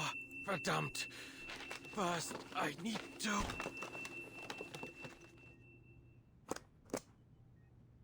Metal returns to its original form. The secret was revealed for only a moment, but that moment was enough. The lock isn't there to keep knowledge in. It's there to protect those too ignorant to survive it. I must have seen something like this before. I'm... Yes. It was when they tried to read that incantation aloud. The circle, yeah. The miraculous knot. Thing you'll remember till the day you die. I thought of the circle earlier when they were trying to think of like a universal High concentrations language. of asymmetrical nuclide R were detected in certain locations. Nicholas figures fly across the keys, pulling up files from the Laplace database. High concentrations of asymmetrical nuclide R were detected in certain locations. Upon inspection, these concentrations were not correlated with any external factors. These locations did not follow any particular distribution pattern, nor did they overlap with the results of our geological surveys. Based on our current research, the arcane fluctuations at these locations are similar to those of an activated Hoffman knot, both sharing the same tremor frequency. Some posit this as a blessing of sorts, resulting from the worship of a supreme existence. For example, the school of Aperons believe in the Boundless One spared them from the effects of the storm. And Miss Amundsen's self-described worship of the Mother Spirit is most likely connected to the mutation she underwent. All of these locations had records of relatively extended periods of deity worship.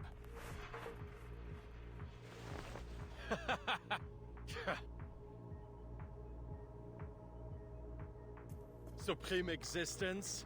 Deity? If there were a unifying theory to describe the entire universe, even these so-called gods would be scientifically explained. Puppets manipulated by invisible strings. Then leans forward, head bowed, stares at the cold metal core in his hands. Doubt and mockery harden into anger, which then instantly morphs into something stronger. Curiosity. What a helpful little assistant you are.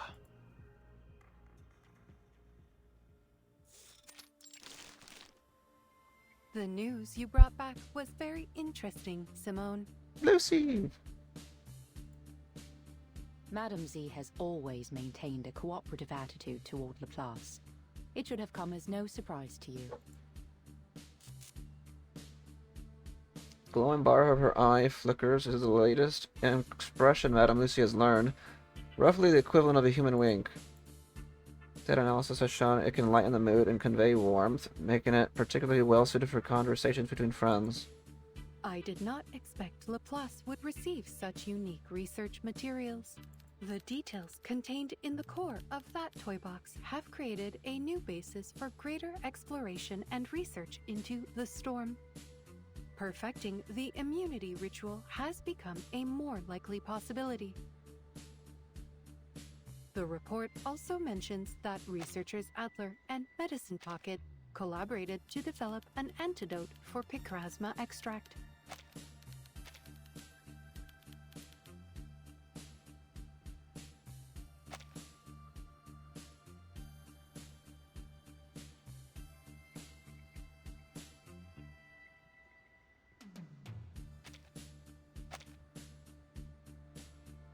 I did not use the wrong names, correct? Correct. Your data loss has alleviated considerably. Although a significant portion of data still remains irrecoverable with our current abilities, It's only a matter of time until we find a solution, Madam Lucy. Good. Then, I will apply for some even more complex research tasks when the time comes. Nods seriously. I have finished composing a response to researcher Adler's letter. First, the antidote is undoubtedly an invention with immense practical value, allowing Picrasma extract to be used to greater effect. However, their testing methods went against regulations. They have violated Articles 51 and 106 of the Laplace Laboratory Code of Conduct. While I congratulate researcher Adler on his official appointment as director, I must also warn him that he will appear on this month's public notice board for these violations. In other words, everyone will see his appointment and his breach of regulations announced side by side. Yeah, literally. Based on my estimates, this has a 92% chance of occurring, approaching certainty. Simone smiles. There is something else I do not understand. Does Laplace currently have a large surplus of paper? All this information could have been relayed via communication device. It's generally considered that letters are a more formal form of notice. Any other thoughts on his appointment? Would you like me to monitor researcher Adler's performance during his first 3 months as director? There is no need to scrutinize this specific matter, Simone. Another flicker of her eye, she runs her fingers over the letter on the desk. I am still functioning. Thus, there are still people who seek answers to the world's unsolved mysteries, and those who work to uncover its unknown principles. We continue to walk the path of progress.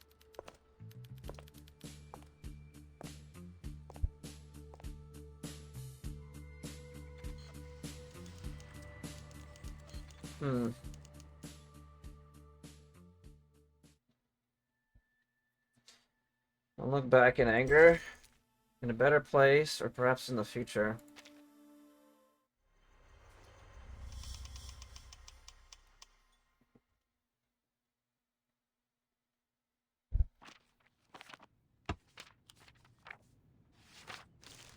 This is a very thorough report. And knowing where you stand, it's safe to say Laplace won't be facing many more problems for the time being. Flips through the files and nods. Our research will continue until we uncover the truths behind the toy box.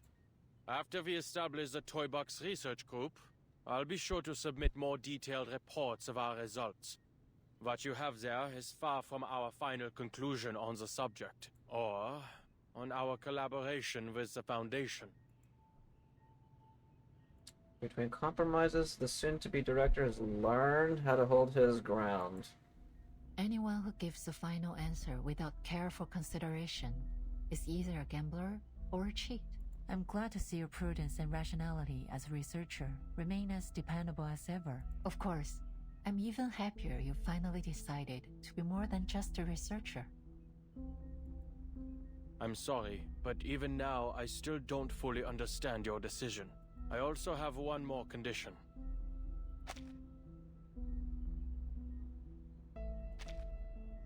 Go ahead. Before my appointment is officially announced, I want to meet with the Timekeeper. The Foundation's stance is not fully representative of the Timekeepers, is it? Under the framework of a new bill, the Timekeeper and her team do enjoy a greater degree of autonomy. An answer that is both ambiguous and clever, such autonomy still falls within the Foundation's legal framework. Regardless, this isn't a difficult request to fulfill. Laplace's research findings have made many major contributions to the Timekeeper's operations. Rebuilding trust during this period of turmoil is essential. You've become quite proficient at all this. And I'm just finally starting to get used to it. Maintaining Laplace's independence, meeting with the Timekeeper, Is there anything else? Everything goes quiet for a moment.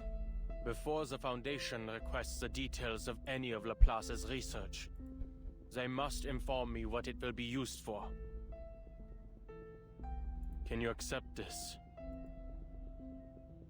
The Foundation has never deliberately concealed anything from Laplace. We've always guaranteed your right to know. Yes, but the reasons they provide could easily be half-truths, or arrive late.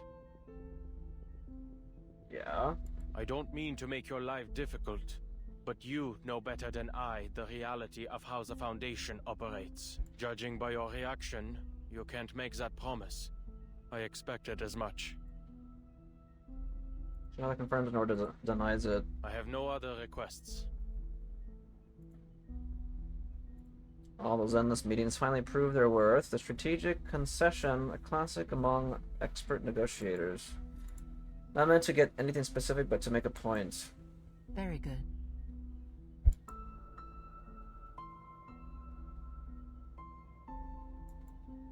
You'll be notified of the official appointment within the week, after which it will be announced to every department. Hopefully, we won't run into any trouble. Seems to be afraid of Laplace would have a Xeno/Foundation fallout.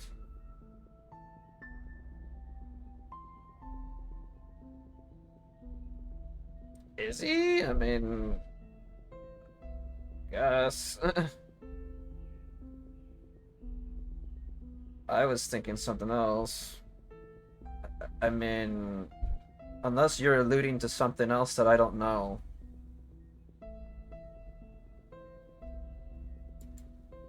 You have a lot of paperwork ahead of you. Why not start with a tidy up? Some advice from someone with experience. Those paper stacks tend to shrink after a little organization.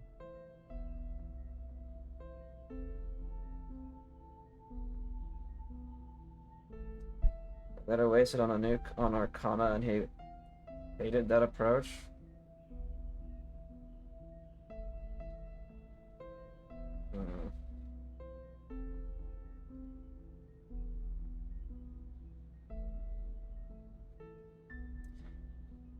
I mean, did we ever see Enigma's point of view at that time? I don't even remember.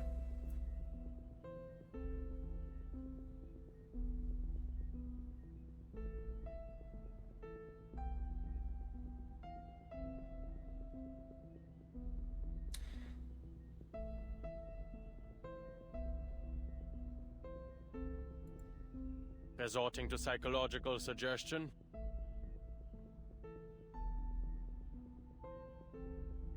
I'll see the transcripts. I mean, you don't have to, brother. It's all good. If it gets the job done.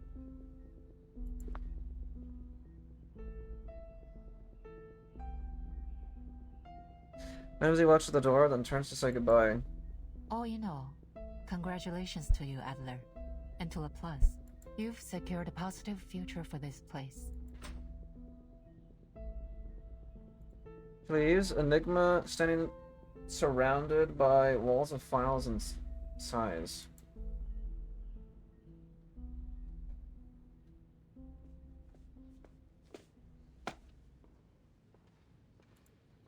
Enigma stops outside the meeting room door. Marguerite. Oh. Class is a massive institution. And as such, they rarely cross paths. Last time they'd exchanged only a brief nod. Takes a moment to study her. Cold metallic gleam runs through the center of her dress like a butterfly emerging from a dark cocoon of torn fabric and flesh. I've seen your research. Not half bad. There's an impeccable smile. Thank you, Mr. Adler. And congratulations. Brief but sufficient. Doesn't want his first act as director to be tearing an irreparable rift through Laplace. Go on in, Mr. Adler. Everyone's waiting. Happy birthday! Oh. Okay.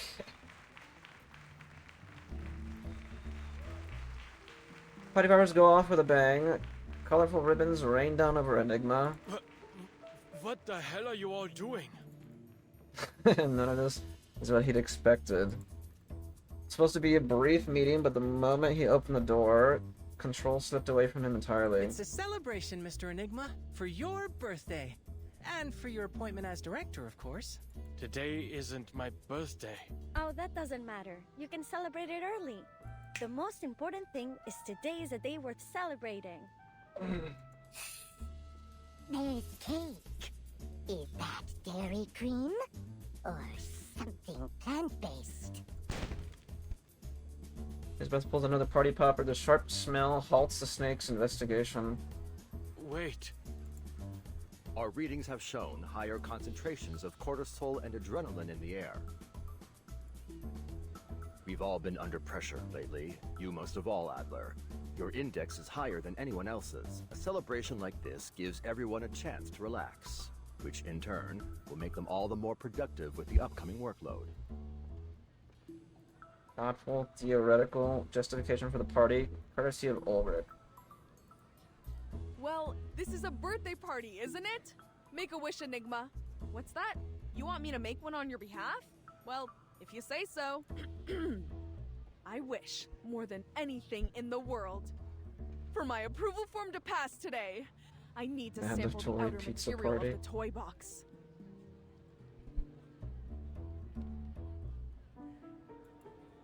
Denied.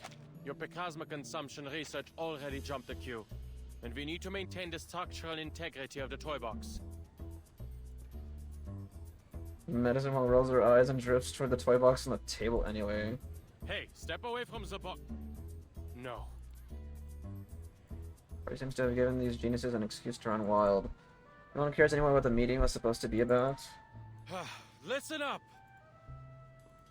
Raises his voice helpless. And his brilliant colleagues finally spare him a moment of their attention. As you all know, I will be serving as Laplace's director. Next gives an approving whistle. That was a whistle? Blag, you don't say. We were hardly surprised by the decision. You'd already been doing the work for quite some time. All this goes to prove that, even though you needed some time to adjust, Madame Lucy's judgment was correct. Though he'd prepared a few words, he now finds himself thinking carefully about how a leader ought to express themselves. I suppose I've well and truly picked up some useless habits. And? Anything else you want to say, Director? Surrounded at his colleagues. Objectively speaking, they are all gifted yet in wildly different ways. Objectively speaking, they are a handful. They all share the same belief. Science. Abandons the speech. In short, I will do my best. Until we find someone better suited for the job. Dang, I like this screenshot. Lucy. Nah, it's disappearing. I can't, like, look at it. That's fine. The end.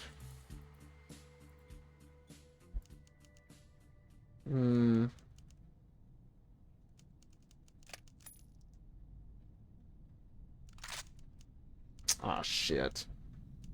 Diejenigen, die nicht vom Sturm geholt werden. Also, Wohin gehen sie, wenn sie sterben?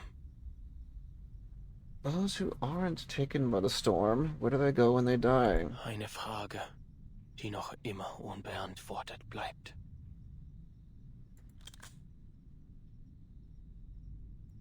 Black and white grid of a crossword puzzle. Ich glaube nicht an die Existenz von Göttern. Noch an irgendeinen Himmel oder eine Hölle. Ich wünschte, du könntest mir deine Antwort geben, Greta. Ich wünschte, ich könnte dich. Press his finger on the trigger. Bang.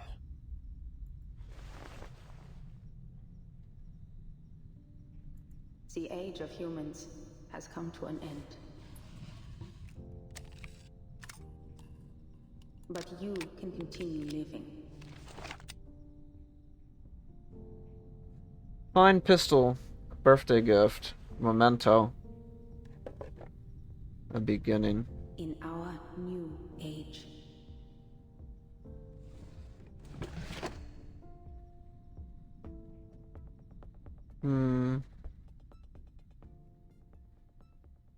Is that it?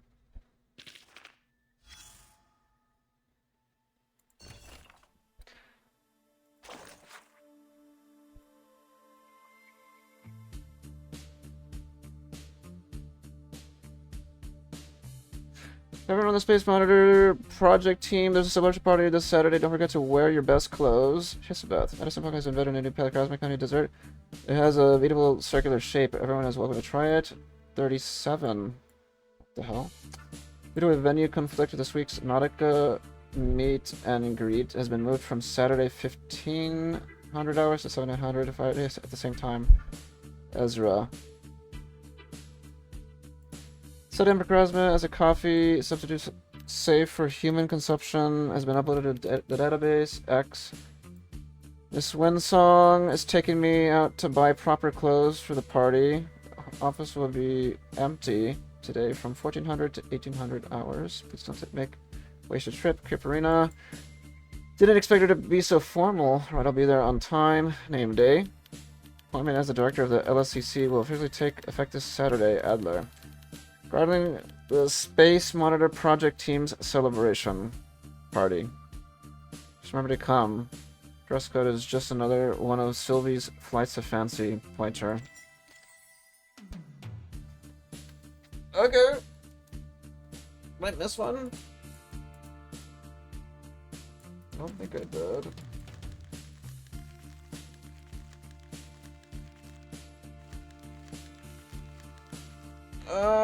I hope the next endgame, besides the one that coming in 30 minutes, makes a better story for Reveries, besides the barrel patch.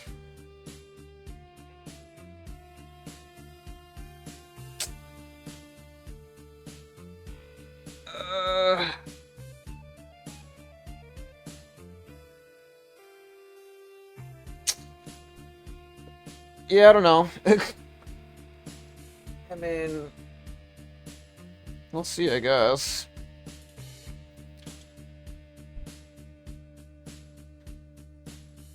"37 is a plus. Mathematician in her anecdote. Hopefully her euphoria wouldn't just be dynamo.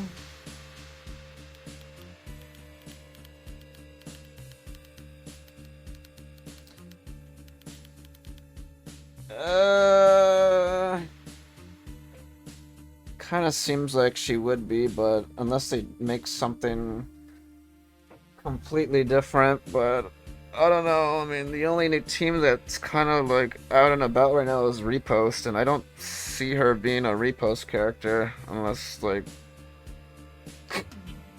I don't know, unless they're gonna prove me wrong on that. What the hell's this? Incomplete and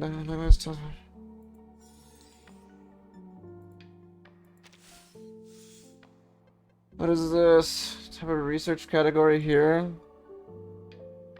There's 4 types of materials here.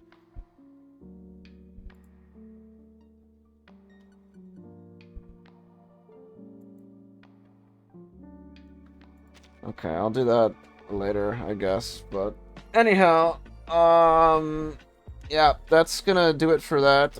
I don't really know how I feel about this chapter. I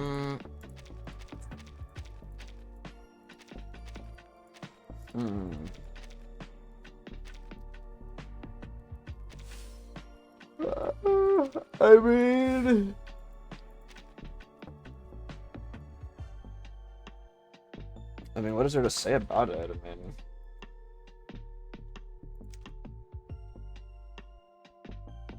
oh, that's a cool white rum garment.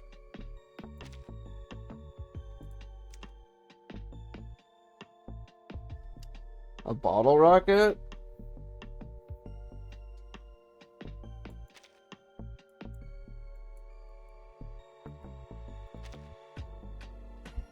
How long does this take? Anyway.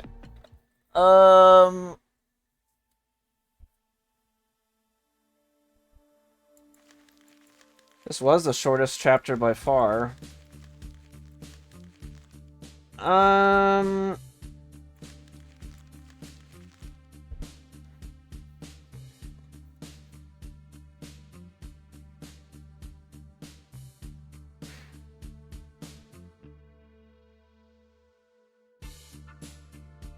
It's like half of Critter Crash in terms of time investment.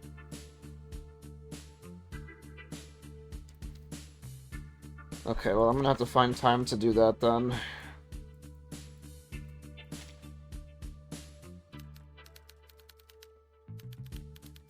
It was okay. It wasn't terrible, but it wasn't like the greatest. I think right now I'd like give it like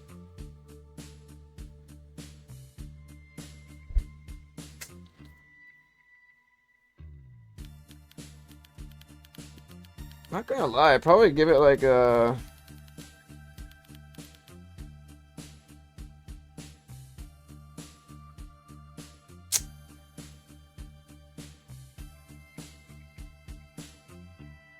I think I'm gonna give it like a 7 out of 10.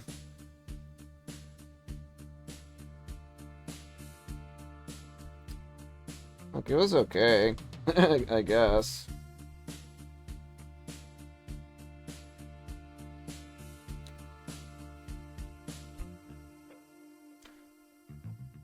But yeah, I think that's gonna do it for that. And whatnot. Hopefully the collab would make up for the shortened stories. I mean, I would hope so. I mean, the collab's been like a year. I mean, how long has the collab been like in the making? I mean, the Assassin's Creed one was really good. I mean, I would hope so.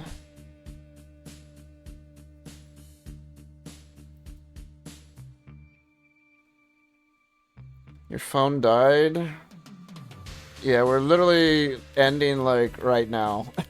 You came back as soon as I'm, like, we just finished the story. Yeah, I think that is gonna do it for this one. I'm gonna give it, like, a 7 out of 10. It was, like, short, and it feels like this story was made specifically to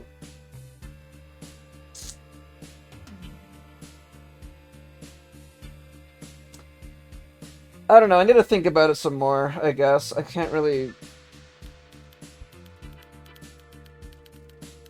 I don't know. I don't really have a good answer for this one. It was like okay, I guess. I don't really have any questions in mind to talk about it. I mean, they're literally just testing shit like the whole time. Like what else can I say?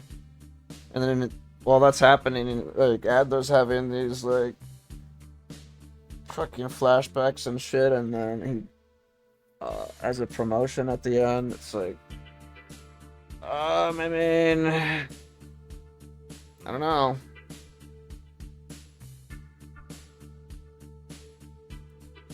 But yeah, that's gonna do it for this one. For those that read along for the 3.6 story, appreciate it. Let me know your thoughts in the comments about that in the video as well. For those, you know, if you enjoyed it, you know,